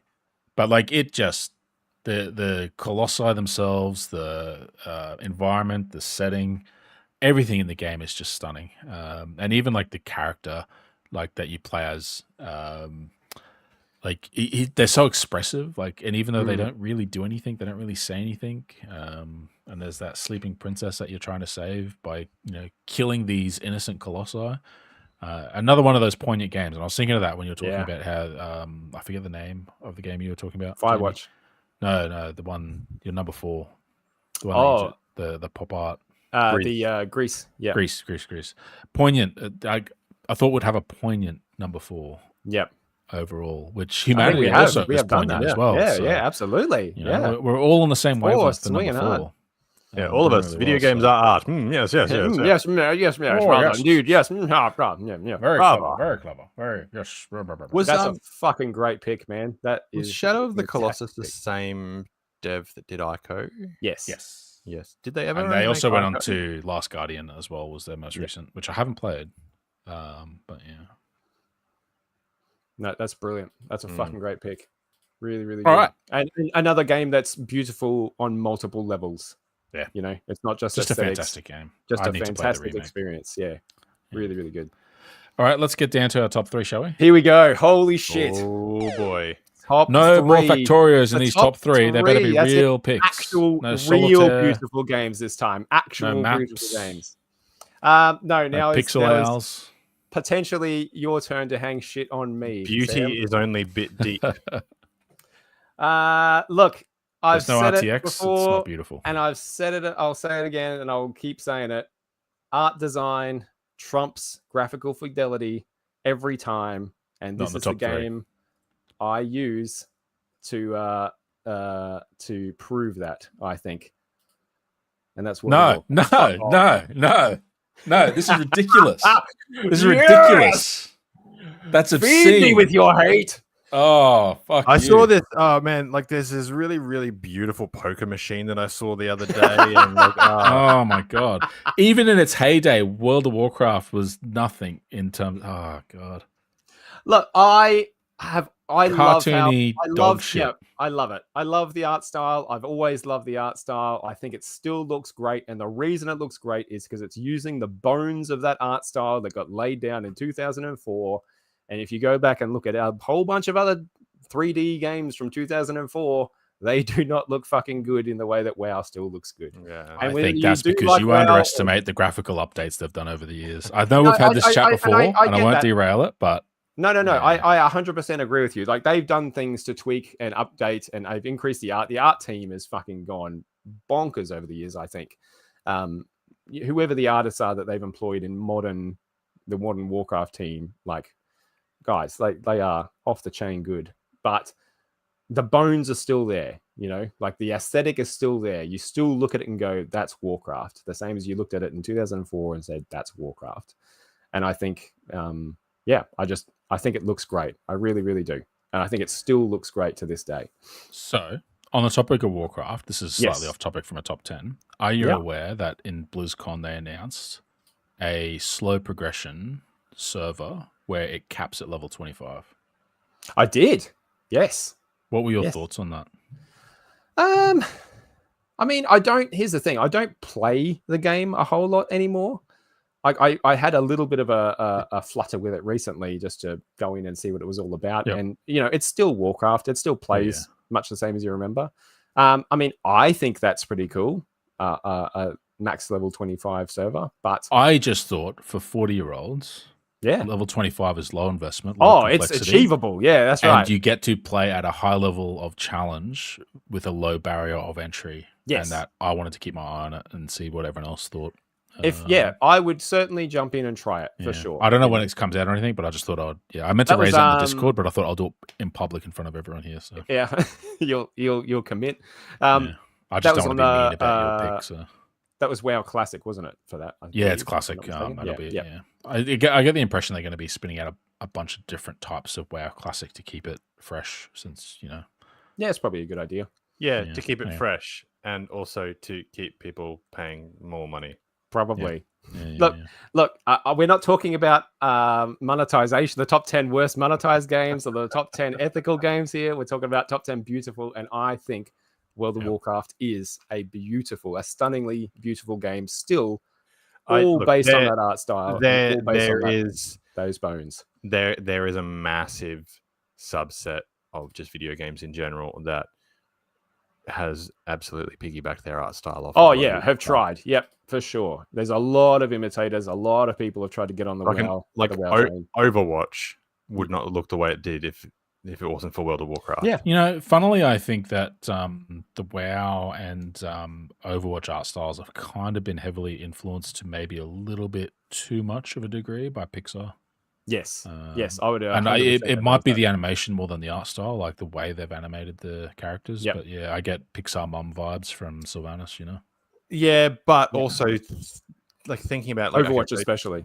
Yeah. But like Toy Story came out in 1995, and there's only so much animation that they could do. And WoW coming out at that time, like it is. No, I do just mean the modern stuff, like as they've gone into the higher okay, where they've increased the wireframes of the models and things and made them more expressive. You can just tell the way they move their mouth and their lip thing and stuff. It's very that really over animated quality to it is very Pixar. Very cartoony. As an aside, you should look at the patent that Rockstar have put in that they're likely going to use in GTA 6, which is like procedural animation for models in GTA 6. So like reacting in real time, and then like each separate part of the body will animate in this there's a library of animations that they'll pick out of. Hey, I heard that there's a trailer dropping soon, Dom. Did you see that? Yes, I did. It's coming out next month, and I'm so it's on his excited. calendar. Anyway, that's my number 3. Yeah. My number 3 most beautiful game of all time, World of Warcraft. It's reasonable. Still love it. I think it's no, I'm not gonna. Yeah, that's fine. All right, Dom. All right.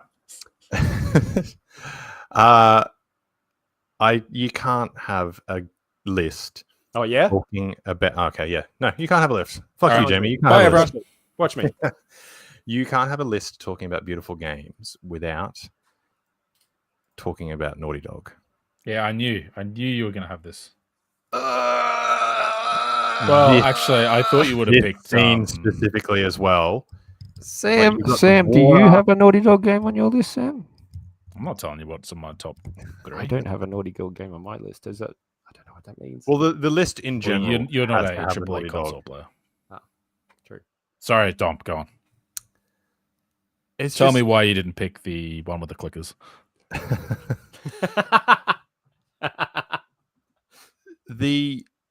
So to get, especially, it's specifically this point as well, where you have just gone through like tight ledges and jumping over everything to get to this part, and you walk through a forest, like a forest path, and come out and just like look at the water. It's just beautiful, and then he gets, only the parts that are in the water get wet. There's a waterfall. There's a fucking submarine. Like, it's just such a set piece. Like if Uncharted is what took Naughty Dog from being those guys that made Crash Bandicoot to they make cinematic video games. Yeah. And it's just,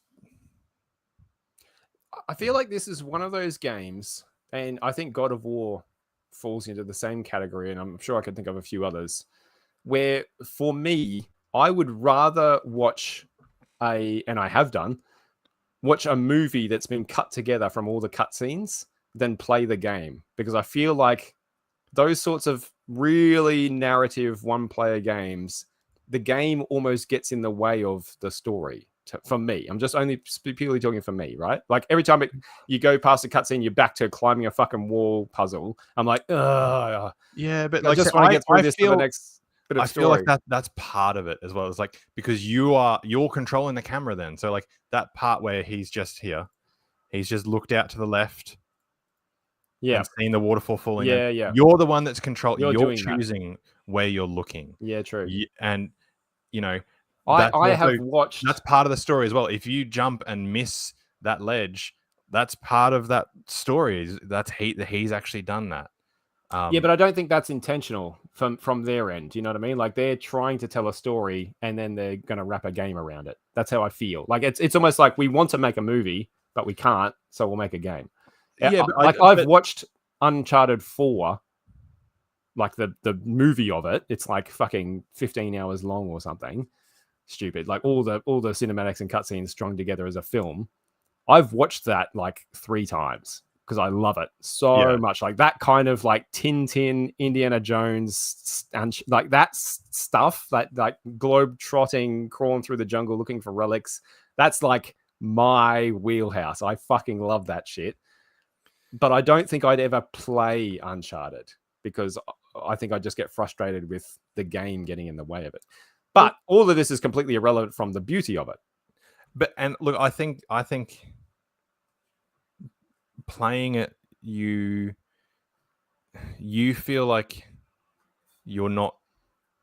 There's a difference between watching something and playing something. Whereas, like, if you're playing it, you feel like you're the one that's walking out and you're experiencing this big expanse and the waterfall coming down. Like, you are then invested in what's going on because you've got control of it, as opposed to you're watching a movie and like, oh, that's a cool shot. Like, it's not just pretty, it's beautiful because I'm pretty sure it's just it's a me thing. Like it's just something. Yeah. Oh, I know. I'm not saying that you're wrong. I'm just saying like that's. Yeah, I'm starting to feel that it's active. All right, Dom, relax. I'll take this. Jamie, you're wrong. And like there's an experiential difference. And here is why. That's why it's beautiful, because it is it's not just looking at it, it's experiencing it. Yeah. It's the difference between looking at a postcard of an expanse as opposed to going there and like the top of Mount Wellington in Hobart. Like I saw pictures of it, but then actually going up there and like just experiencing it yourself. Yeah, but you're not actually climbing these cliffs, like. No, you're not. But it's still. It's not just. I understand what you mean though. Like there's a difference in the interaction than just a passive consumption. Passive. That's the word I'm looking for. Where I think I find that it for me, I'm there for the story of the game, and those parts of it, they're like sluggish beats to the story. It's like watching a movie and then they put an intermission every 20 minutes. And but that's life, Jamie. What the fuck is going on? That's life. That's how it is. I don't want life in my fucking video game. God damn it. Nobody shows people going to the toilet in the movies because what is this, humanity? It's part of life. Yeah. That's a good pick though. Like, I agree. Like, it's interesting. This is what I found fascinating. Is like so far I've had nothing on my list that has been like peak graphical fidelity. This is why I think this list is a really interesting one, because the term beautiful is so subjective. I would never in a million years think to put Uncharted on this list, but I can also appreciate why you did. Do you know what I mean? Yeah. No, it's cool. Sam. Okay. Well, let's go with. Oh, here we go. Beauty. Yeah. Elden Ring has to be up there. This is another one. Like, I think my go-to was is it a game that I spend time just looking at the world, just looking at the vistas, the views, the locations, finding and approaching these old castles and seeing them from different vantage points before suddenly a fucking bolt the size of a bus comes flying at your head and you have to dodge. Like, and look, a lot of FromSoft games probably could have gone here. And honestly, the only other FromSoft game I've sort of spent any time with is Demon Souls on PlayStation 5. But they are all just artistic masterpieces of absolutely like location, feel, and just oppressive beauty. They have a vibe that they are presenting that they nail. Yeah. And like, God, I really want to finish this game. I'm probably like 50 to 60% of the way through. There are so many games that are punishingly difficult that haven't made it nearly as much into the zeitgeist because they're not combined with the stunning visuals. Like it's part of the story. It's part of the you wanting to keep doing it because you're wanting to see more of the world. I think from software as well, they do a reasonably good job of letting players sort of ratchet the difficulty left and right depending on their preference. Like, honestly, I'd probably be able to finish Elden Ring a lot quicker if I remade a character focused on magic and, just played it that way. But I'm playing like a sort of longsword build with light to medium armor. It's like picking your starter Pokemon, right? Yeah, I think the issue is that like I'm so time poor, and this is a game that sort of demands time to. That's what's turned me away from it. Yeah, and when you get off the bike, so to speak, it's not just like getting back on and you're straight back at it. Like I would need to invest time into getting back to the skill level I was for the current content I'm trying to clear, which is always a bit of a wall to getting back into it. But holy crap, does the game look beautiful?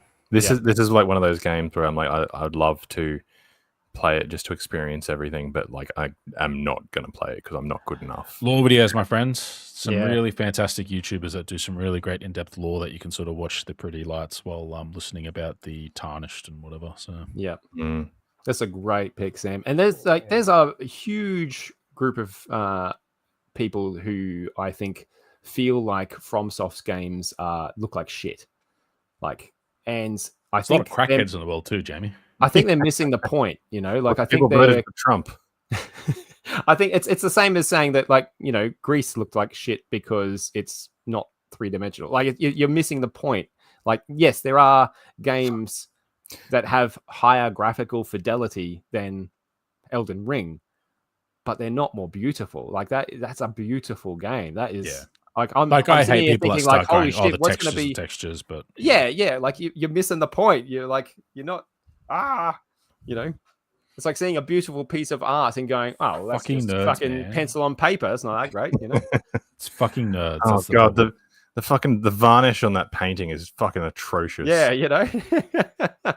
it's just that model's just plastic. It's just painted plastic, isn't it? It's crazy. The frame they chose for that fucking picture is disgusting. I'm curious as to what your first two are now, because I kind of had a feeling Elden Ring might be your number one. So really, that was a good guess. But it's just Elden Ring 2 more times. Look, one of the two left over, Jamie, you'll be like, oh, I wouldn't have thought of that, and the other one you'll be like, oh, yeah, okay, fair enough. All right, cool. Ooh, Wait, so far, interesting. No crossover either. No, nothing so far. Do you think we're going to as we get higher? I still think there's a possible. All of us would have as top tier. Well, I don't think there's going to be all three of us, Jamie, because you keep picking pixel art and hand-drawn stuff. I do, yeah. I've clearly got Me it. and Dom isn't it interesting might looking still at our have lists? Crossover. You think so? Maybe. I don't think I will cross over. No, you won't cross over with us. You're no, I don't think so. I'm too out there. The closest we would have had. No, actually, I don't think there's anything that we would have crossed over on. No, nothing. Unless Dom fucking adores how City Skylines 2 looks. He hasn't played it much, so yeah. Yeah. No. All right, come on. Ding number dong, two. number two. Number 2. All right, my number 2. Here it is. You knew it was coming. You knew it was going to be on the list. Anyone who knows me knew it was going to be on the list. So here it is. It settled at number 2 eventually, and that is Hollow Knight. Surprised that's number 2. But that's way too low for you, Jamie. Look, I can't have Hollow Knight as number 1 on all of my lists. I mean, you incidentally, can. check out Jamie Dean on Instagram for fancy Hollow Knight badges. I love the look of I love everything about this game, not just the look of it. I love the music, I love the story, I love the characters, I love the writing, I love the entire thing, and I love it so much that I created a business centered around it.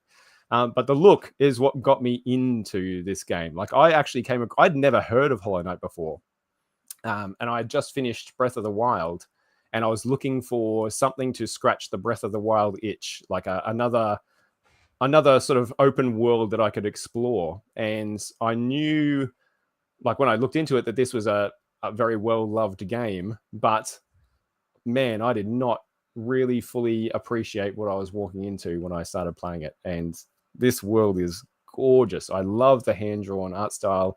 Ari Gibson, the artist, is a fucking beast. Everything about it, like visually, is right up my alley. All of the hand-drawn animation, all of the character art, the bugs, the world, the backgrounds. Like, look at the backgrounds. That's all fucking drawn, and it's just, what? Are you kidding me? It's crazy. I don't understand how a human hand has done this. I think you got me into this, Jamie. Oh yeah, yeah. I saw you like playing it, and then I saw it come. Sorry, I'm going to turn that up because I can just watch it all day. PlayStation Plus or something like that. Yeah, and yeah, like it is fucking beautiful. It like, is. I played further into this game than I probably should have, because like I was like getting close to like needing to leave the like as I was close to, as an in-joke, a no nukes moment. But it was so yeah, I've never sworn at a game as much as I've sworn at Hollow Knight, and I still love it. It is a brutally difficult game. It is very, very hard. It's the hardest game I've ever played, for sure. I don't like playing hard games. But again, this is kind of like Hades, where everything else going for it pushed me past that barrier of walking away because it's too hard and not really for me, you know. I found it incredibly rewarding, and the way everything coalesces to give a mood. Like Hollow Knight, if this was top 10 moody games, Hollow Knight would be my number one, and I wouldn't even have to think about it. Like, Hollow Knight delivers an atmosphere, I think, very similar to FromSoft's games, in that like everything just puts you there and makes you feel the way they want you to feel. And I've never played a game that has done that quite like Hollow Knight. You really feel alone in Hollow Knight. Yes, as well. It's just so atmospheric. The world is so atmospheric. The start, like the first 5 minutes of Hollow Knight, like the tutorial section. Oh, as you come into the first village, and the Dirtmouth song, the theme song, just starts to strike up as you walk into town. Like, it's that music, it's the way it looks as you walk in. It's just so good. Yeah, so good. One of the, and I think personally has the best soundtrack of any game ever made. Christopher Larkin is a genius. Spoilers for when we do the top soundtracks. But that's my number 2, Hollow Knight. It's good stuff. Number 1 must be a AAA for sure. It's Ubisoft open world game coming up. Well, Jamie, it's funny you mentioned soundtracks, because mine has a mine's gorgeous in its own right, but it's also like you could play it on mute, but not like having it not on the sound. Not playing it on mute just adds even more. Okay. So if I just is this? Do I know this? I think I might know this. Yes, baby. I adored Journey. Fuck yes, man. Fuck yes. And it's like it's beautifully, it's just such a beautiful art style, but it's just the experimentation as well, and trying to figure out what you're doing. Like, oh, this button presses and it makes a noise, and then you're traveling through just destroyed or is it destroyed or is it collapsed civilization? Like ruins. Yeah. Ruins. This is such a gorgeous game. This game is what this fucking list was made for. Yeah. Yeah. I'm proud of you, Dom. Look how far you've come. You've come all the way from Solitaire to Journey. I'm like a parent watching their little person like shit in the toilet for the very first time. I'm so proud. This game is stellar just in all aspects. Like even just the game design, like just going, see these things here. They're the only thing you can see. Okay, I'll go over towards them. And then working out, the scarf grows. I can do more things with the scarf. But just the subtle changes in the imagery as you go through as well. Yep. You can just faintly see the mountain in the distance. Yeah. Journey was beautiful. Yep. And fucking not realizing that was actually another person until I finished the fucking game. That was a real person I was running around with and helping. I'm like, wow, this AI is crazy. It's because it's not AI; it's an actual fucking person. Yeah, this was probably, well, this definitely was my. It's not a game with a lot of replayability, but it doesn't need it. It doesn't need it, and this was probably my favorite. It's absolutely up there in one of my top 10 experiences of all time in terms of gaming, but like definitely Journey defined the PlayStation 3 for me. Yep. Just like this is like it was a game that I'd unlike anything I'd ever played before. That's it. There's nothing quite like Journey. That is what an absolute banger. Holy shit. What is your number one? Oh my God. That's like number one material, Journey. That's amazing. It was like I went back and forth between this and number one. And it was really tough to choose between this and number one. Yep. And like if there was like a millimeter between them, like this could have depends on the day you ask. Yeah, this could easily have been number one. You had your coffee or not? Yeah. Great pick, Dom. Fucking stellar pick. Follow that, Sam.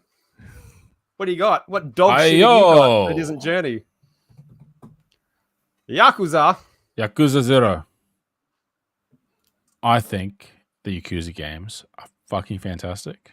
And again, like I clearly don't vibe as much with the sort of fantastical worlds that you guys have sort of featured a lot on your lists, but the sort of human down to earth experiences. There are a couple of games like the Persona series that I thought about trying to find a way to include in the list, but like honestly, it's like, most beautiful games I just didn't really cut it. But Yakuza, on the other hand, sorry, I'm just laughing at those fucking faces. The setting in the Yakuza, like the fact that the fictionalized town of Kawamucho is like so brought to life, and then you visit real life places, and like this goes for the entire series, where like you'll visit places like Osaka, Kyoto, where was the most recent one? Yokohama and stuff. And like just the amount of detail and like the lights and the like it spans from like the 60s through to I think 2010 or 2020, like a Dragon 7 set in. And I just think they look fucking fantastic. And again, it always comes back to this to me. Is it a game where I have just spent time looking at things? And it basically is the case with all the Yakuza games. The earlier ones, like the PlayStation 3, did it go to PlayStation 2? I think it was mostly PlayStation 3. Maybe not so much. They're a bit stiff and a bit plasticky, but the remakes, Kiwami and Yakuza 0, and then 7, Like a Dragon 2 and stuff, which is coming out soon as well. Man, they just look so good. And they really span, like they've got a very wide vocabulary in that being these wacky and energetic and crazy like karaoke singing Yakuza bosses to like these really serious and really straight up and down dramatic elements that happen in the game that take themselves 100% seriously. And the fact that they've got a cohesive art style that can do both is just unmatched. Like I wish more games were like the Yakuza series. I kind of wish there were more games that were just like set in modern times. It seems like it's a real rarity. It's always fantasy. It's always the future. Like places that are less anchored, I guess, to real places. And I get that that's easier to design an art style around than something like this. But and I know we were talking before about like like Spider-Man recreating New York. Like, having been to Japan, Sam? How they are one to one. They are ridiculous. Like they are like the correct type of business in game is where the businesses are in Japan. Holy shit! Like so in Yokohama, like it's like, oh, I'm going to go to this area where I know there's a park that has a view of the Ferris wheel, and you're there in Like a Dragon. In Yakuza 0, it's Dotonbori in Osaka, which I was there earlier this year, and I'll be there again in a couple of weeks. And it's like, oh, I'm going to go see the crab restaurant that has this big crab that is motorized, and like it's there with all the lights, with all the neons, with all the crowds. It's just that's so cool. Such a spectacular series, and like the set pieces for the storytelling, they hit on everything. I mean, look, it's started playing another one. So Sam, your most beautiful. Look at that! Come on, beautiful, beautiful. So Sam's second most beautiful video game is Japan. Modern day Japan. In Yakuza 0 in particular, there's one of the aspects of the games is like they're open world games, but like they're very narrow. Like they're set in literal neighborhoods, as opposed to the full cities. Like it's like you've got a couple of blocks in each of the zones that you can sort of go around. And in Kawamucho, which is like the fictional city, like you can go around and collect like Japanese adult videos, like softcore ones where they're in bikinis, but they're the actual live action recordings that you're collecting. Like it's wild. They've kind of softened on that stuff in the more recent ones. And like there was, because the Yakuza 0, and the part of why I love Yakuza 0 is it is set in like the 70s or something. So it's got this sort of old vibe to it where like there's like telephone booths and stuff. And one of the other activities you can do is you can go to a telephone cafe, which is kind of like a dating cafe where like you call like people on random lines and you talk and see if you can arrange a date and stuff. And yeah, that goes a bit beyond the whole most beautiful games. But again, I can just walk around the city. I can go into the convenience shops and look at the stuff on the shelves, and like this is very similar, I imagine, to Dom's pick of GTA 4, where the city is the character, like in that. Even more so because it's quite condensed, right? Like it's an open world game, but it's a fairly small open world. But the characters in Yakuza are massive themselves as well. They don't get dwarfed by the city. I haven't played GTA 4, that so kind I can't of level really compare of it. But, like I spoke a few weeks back about Saints Row 2. Like it's got a blend of serious and zany. Like is it a bit like that? Like it's not too over the top. My impression in Saints Row is that they jumped the shark with that, and they make their characters pastiches rather than real. Saints Row 3, they absolutely did. Totally. Saints Row 2, you could still believe that, like, that could theoretically be a person. Okay, yeah. Like every Yakuza game that I've played, and I've played 0, 1, and 7 at this point, the main characters, they always maintain a very solid and really high quality level of character development. I still will always love that, like in Like a Dragon, like the most recent one that came out a couple of years ago, you are 40-year-old men going to the unemployment office at one point. Like that's one of your first early missions in this JRPG. And like you're getting taught by bums how to like look under vending machines for like dropped change and stuff. And it's if that's anything like Centrelink, that's a boss level battle. Like. It's fantastic, and like you end up racing like trolley carts around with Anyway, fantastic game, fantastic setting. I have always wanted to play a Yakuza game. Which game would you recommend starting with? Would 0 be the best place to start if you've never played one before? Yakuza 0 is there are now 2 different storylines in Yakuza. So Yakuza 1 through 0 was the last in the series, is the story of Kiryu. And like it tells his full life story from when he's like a thug through to a mafia boss, or whatever you want to say. And Yakuza 0 is the start of his journey. So like it's a good place to start because it's got modern controls, it's got modern sensibilities in terms of like being easy. Early games in the series are a bit PlayStation 3 era jank. So it's a good place to start. But at the same time, like a dragon, Yakuza 7, it switches to a new set of characters. Okay. It references the old games, but it is not a requirement. All right. So Like a Dragon wouldn't be a bad place to jump in if you hadn't played one, because it's starting its own narrative. And it's a JRPG, so it's a turn-based, class-based battle. Whereas Zero's like Zero is a brawler. Beat 'em up, basically, isn't it? Yep. Yeah. Okay. Cool. So and they're like side games and stuff. So yeah. Interesting. Okay. Yeah, I'm gonna have to jump on that because I've wanted to play one for a long time. Really fun game. They look great. They look fantastic. Good pick, man. Good pick. And I can see, the urban jungle, like the lights, especially at nighttime. Like I can see why it's on a list like this for sure. All right. Number ones. Pride of place in the. Here we go. This is last chance for crossover. Objectively, the most beautiful games of all time.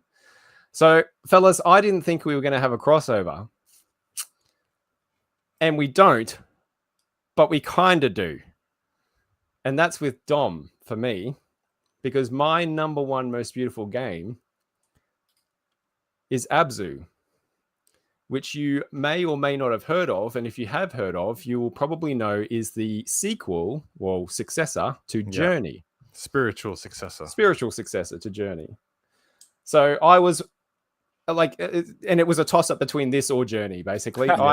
I personally like, and I'm glad that I didn't pick Journey because you did, and now we've got both of them on the list where they both belong, really. Wow. For everything that Dom said about Journey applies to Abzu. Have you played this, Dom? No, I remember seeing it, and I just never played it, never got around to it. Yep. Well, it's worth a shot. It's a more story-driven adventure, than Journey was. Journey was very much a lot is left open to interpretation, sort of self-discovery. Thing, right? Yeah, that's it. Yep. Whereas Abzu, you are following a narrative of sorts, but it is still fairly loose. But my God, I love the ocean. I love the sea and everything below it. And I just think it's absolutely gorgeous. Man. And there are lots. Well, actually, no, that's not true. There aren't a lot of games out there that sort of deal in this realm. And Abzu isn't dealing in, I don't think, a real life ocean, even though it's using creatures from our world. But I just think this game is beautiful. Sorry? I was just from memory. Did you have a phobia of like really deep ocean? Or... I do. Yeah. Who doesn't have a phobia of deep ocean? I don't mind. No, I do. I am afraid of water that I can't touch the bottom of. Play Iron Lung. And I actually find Subnautica, which also could be on this list because it's another absolutely beautiful game. I actually find that very difficult to play. And there are sections of that game that I haven't played because it terrifies the shit out of me. But Abzu is not like that. Abzu is not in any way pitching itself as some sort of horror game. It's just this gorgeous. It's very hard to describe. It's linear in the way that Journey is. Yeah. But you're sort of moving from area to area, almost like a Monster Hunter game, I guess. It's like seeing it certainly reminds me a lot of Journey. Like I honestly watching that reminded me of the section in Journey where you're not actually underwater, but it feels like you are. Yes. Yep. Like definitely there's some DNA of that. It's crossed over to this, I think. Yeah. But the visuals themselves are just like the trailer very cleverly does not give away some of the absolute wow jaw-dropping moments. But because there are things in there that just make you sit back and go, holy shit, at what you're seeing. Coupled with the fact that it tells a really beautiful story, like a really, really beautiful story. This is one of my daughter's favorite games of all time. She absolutely loves this one. And I think it's very, very easy to see why. It's just gorgeous. So that is my number one most beautiful game ever, Abzu. But Journey could easily be in its place. Yeah, no, that's definitely. I'm glad they're both here. It's definitely, yeah, it looks great. All right, Dom, what's beaten Journey? Go on. If it's not Abzu, then All right, you're fired. I know that this is this is a very, very recent game. Ooh. I know it's been getting a lot of flack recently. You're going to get shredded for this take. Oh, wait, so Modern Warfare 3. No, I'm kidding.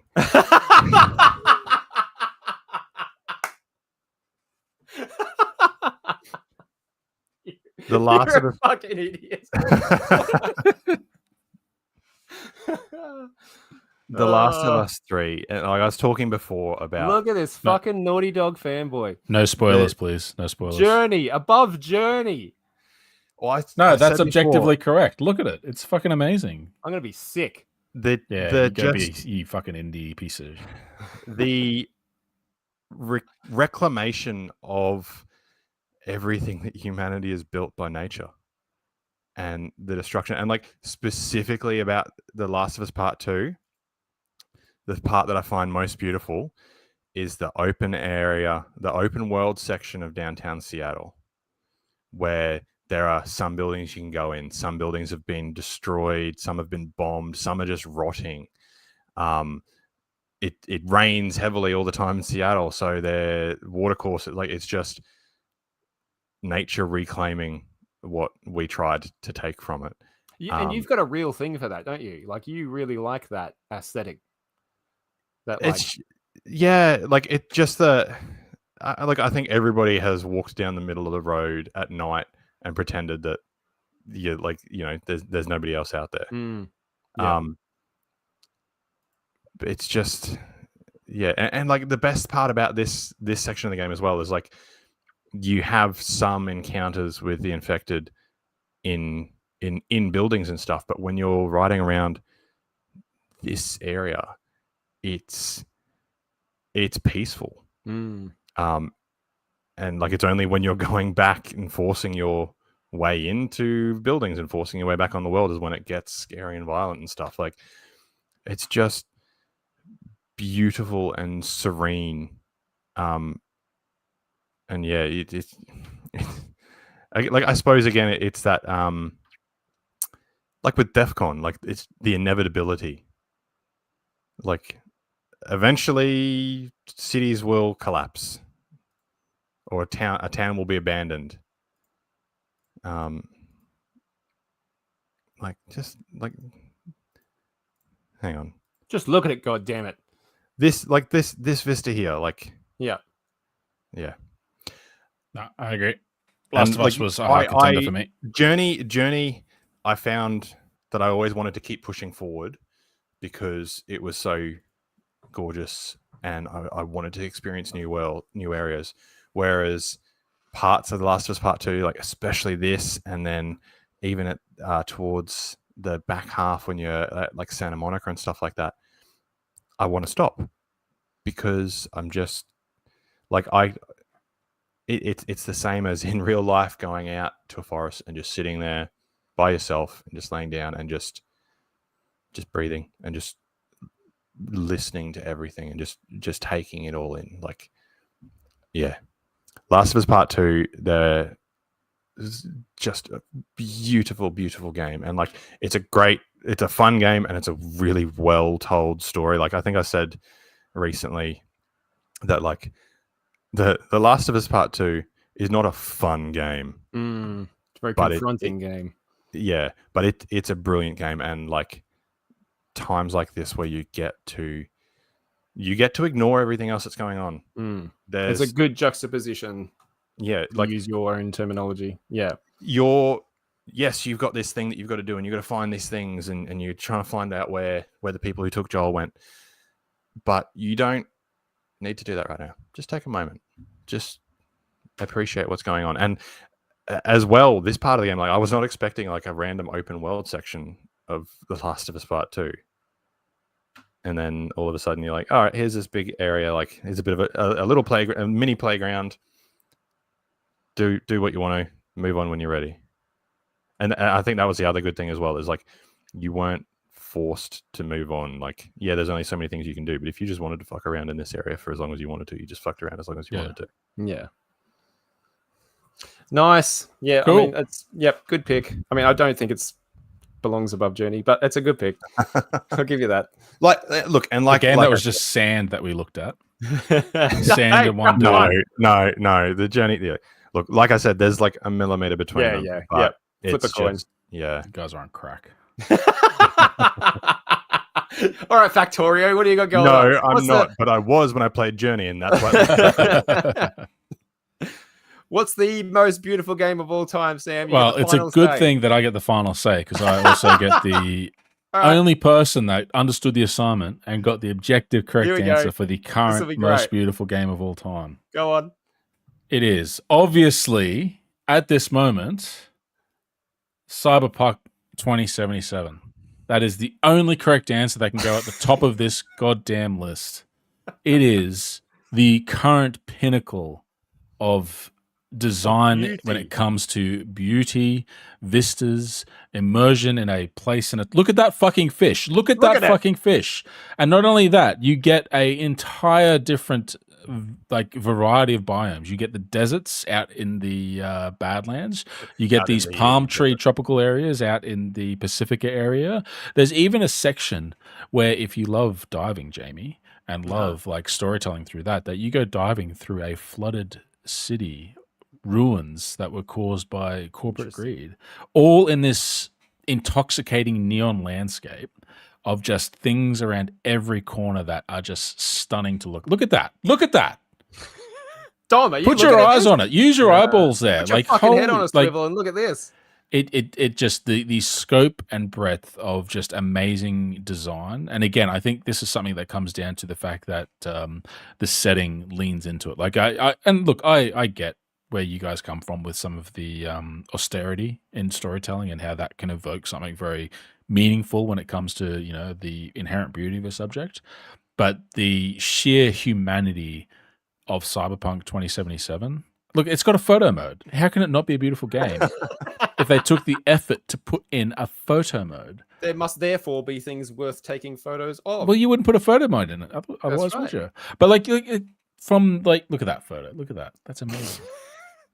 But like, you've got like volleyball beaches, you've got abandoned malls, you've got abandoned theme parks, you've got these like just, yeah, I think it's a fantastic game and it looks brilliant. And it is one of those games that inevitably becomes the benchmark of, hey, I just got a new graphics card. This is now the game that you will put in to check how that graphics card performs. The wind farms that you go through, the solar farm. Look, there's the some of the wind farms there. The nomad areas, like, it's just got everything. It really, really has everything. It is just, it is the current high watermark for me for graphical fidelity. For me, I will agree that it is visually really, really good. But, and like come on, sand and robes, let's go. You know, beauty is in the eye of the beholder, and you think that's beautiful. That's great. I enjoyed playing Cyberpunk. I was so like just had this air of depression the entire time because of just like, it's not a happy place. 100%. No, it's not a happy place. And this list isn't. Hey, sorry, Last of Us Part 2, and you want to talk about depression? He's got you there, man. He's got you there. Look, that's fair enough. For me, I found Cyberpunk pretty. I didn't find it beautiful. What graphics card you running? AMD. Need that DLSS 3.0. You are allowed to have different opinions than I am. That's right. That's what makes the world This is the internet. I think, like, clearly judging from my list, I do not give a single solitary fuck about graphical fidelity, right? Like, that clearly has no weight or bearing on me whatsoever when it comes to a game and what makes a game beautiful or not. So you're never going to see high graphical fidelity games on a most beautiful list that I'm making because it does. Wouldn't that mean that you're biased against it though? But no, not biased against it at all. But you just said you'd never see a high fidelity. No, it does. I don't look at that and go, "Oh, that's beautiful." You know, but like it might. But you've just excluded high fidelity games from being beautiful in your eyes. That sounds like a bias. I've got Factorio all the way to Cyberpunk. You do, yeah, you do. You're right. You're absolutely right. And what I'm getting at is that of all the high fidelity graphical games that are out there, Cyberpunk is one that I actually can see what you're saying. You know, I can see, like, yes, I can see how that would be somebody's most beautiful game. There's, you know, if you had to put things like, I don't know, like The Last of Us is a good example. You know, like I can appreciate, oh yes, that's a good looking game, and you think it's beautiful, but it does nothing for me in terms of beauty, right? Absolutely nothing for me. But I can appreciate Cyberpunk and go, oh yeah, I can see why you think that's a beautiful game. Like I get that one. In addition to it also having a very high graphical fidelity. It's not all horsepower. Do you know what I mean? There's some artistic, there's some art design there, right? And again, like it comes down to, I think it's its own intellectual property. Like it's got a whole pen and paper RPG behind it with lots of like art that's already been generated for it. So it's already a really well developed view. And I think that's. Is there anything on my list that wouldn't have a lot of background to it? I don't think so. I think a lot of games that are fresh, they sort of lack that soul and they don't sort of grab me. Yeah. But yeah. Doesn't have the pedigree. They haven't done the work, right? They've produced en masse instead of produced quality. But yeah, I think that's why Cyberpunk works, but a lot of Ubisoft stuff doesn't. Yeah, you can tell the difference. Yeah, that's a fucking great example. You can tell the difference between something that's been made to go ooh graphics and something that actually has some artistic integrity to it. That's it. That's it. That's the most beautiful games ever created. Plus, you heard it. Plus Factorio and Solitaire. So before we go, like I just want to throw in some of the games that were mentioned by go for it. The comments. So Void mentioned Mirror's Edge. That's we did mention before. Yep. Like Mirror's Edge is absolutely beautiful. I loved playing that in the PS3, and it's a very, very crisp art style. Yep. I didn't enjoy the prequel because I don't think that they. Is Mirror's Edge 2 a prequel? Yeah. And I don't think they nailed the art style as well in the prequel. But no, you're right. You're right. I didn't. But like the just the white and the red. And like that guiding you through the game, I thought that was brilliant. It was very striking. Yeah.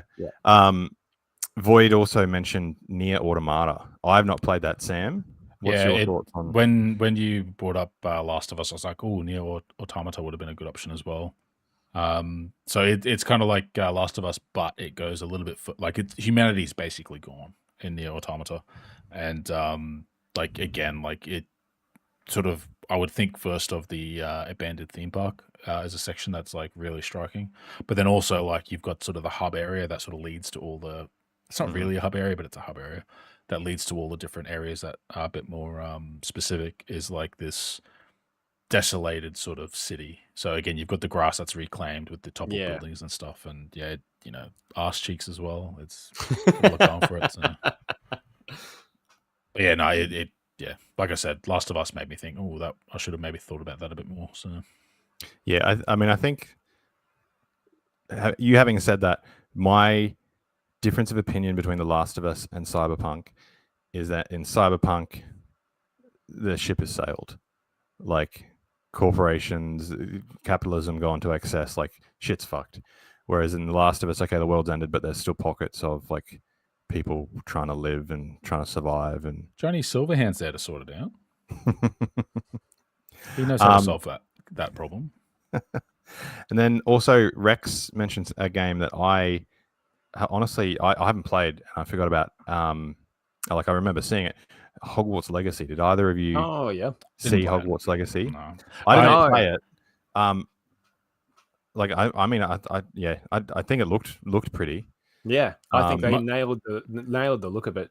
My honest impression would have been that but Elden Ring. But that's partially ignorance to Hogwarts Legacy because I've only really seen trailers. No, I would not. I could not fault anyone for putting Hogwarts Legacy on here. That is a beautiful game. Yes. Well, thank you, commenters. Nice. For your suggestions, for partaking in this this objectively this correct folly. list, except for a few entries. This appreciation of beauty. Yes, that's it. Yes, we are connoisseurs. You might say. Connoisseur. We Well, are that's ice cream. We are, if nothing else. Yep. We are ice cream. All right, that's it from us. We're going to go on and get out of here. So if you've made it this far, thank you very much for coming and hanging out with us. I hope you enjoyed yourself. We certainly did. And other than that, anyone else got anything they want to say or do spontaneously before we wrap it on up? Cyberpunk was correct, and Factorio did. Solitaire did nothing wrong. All right, sweet. Well, in that case, we'll go on and get out of here. Thank you so much, and we'll see you when we're looking at you. Take it easy.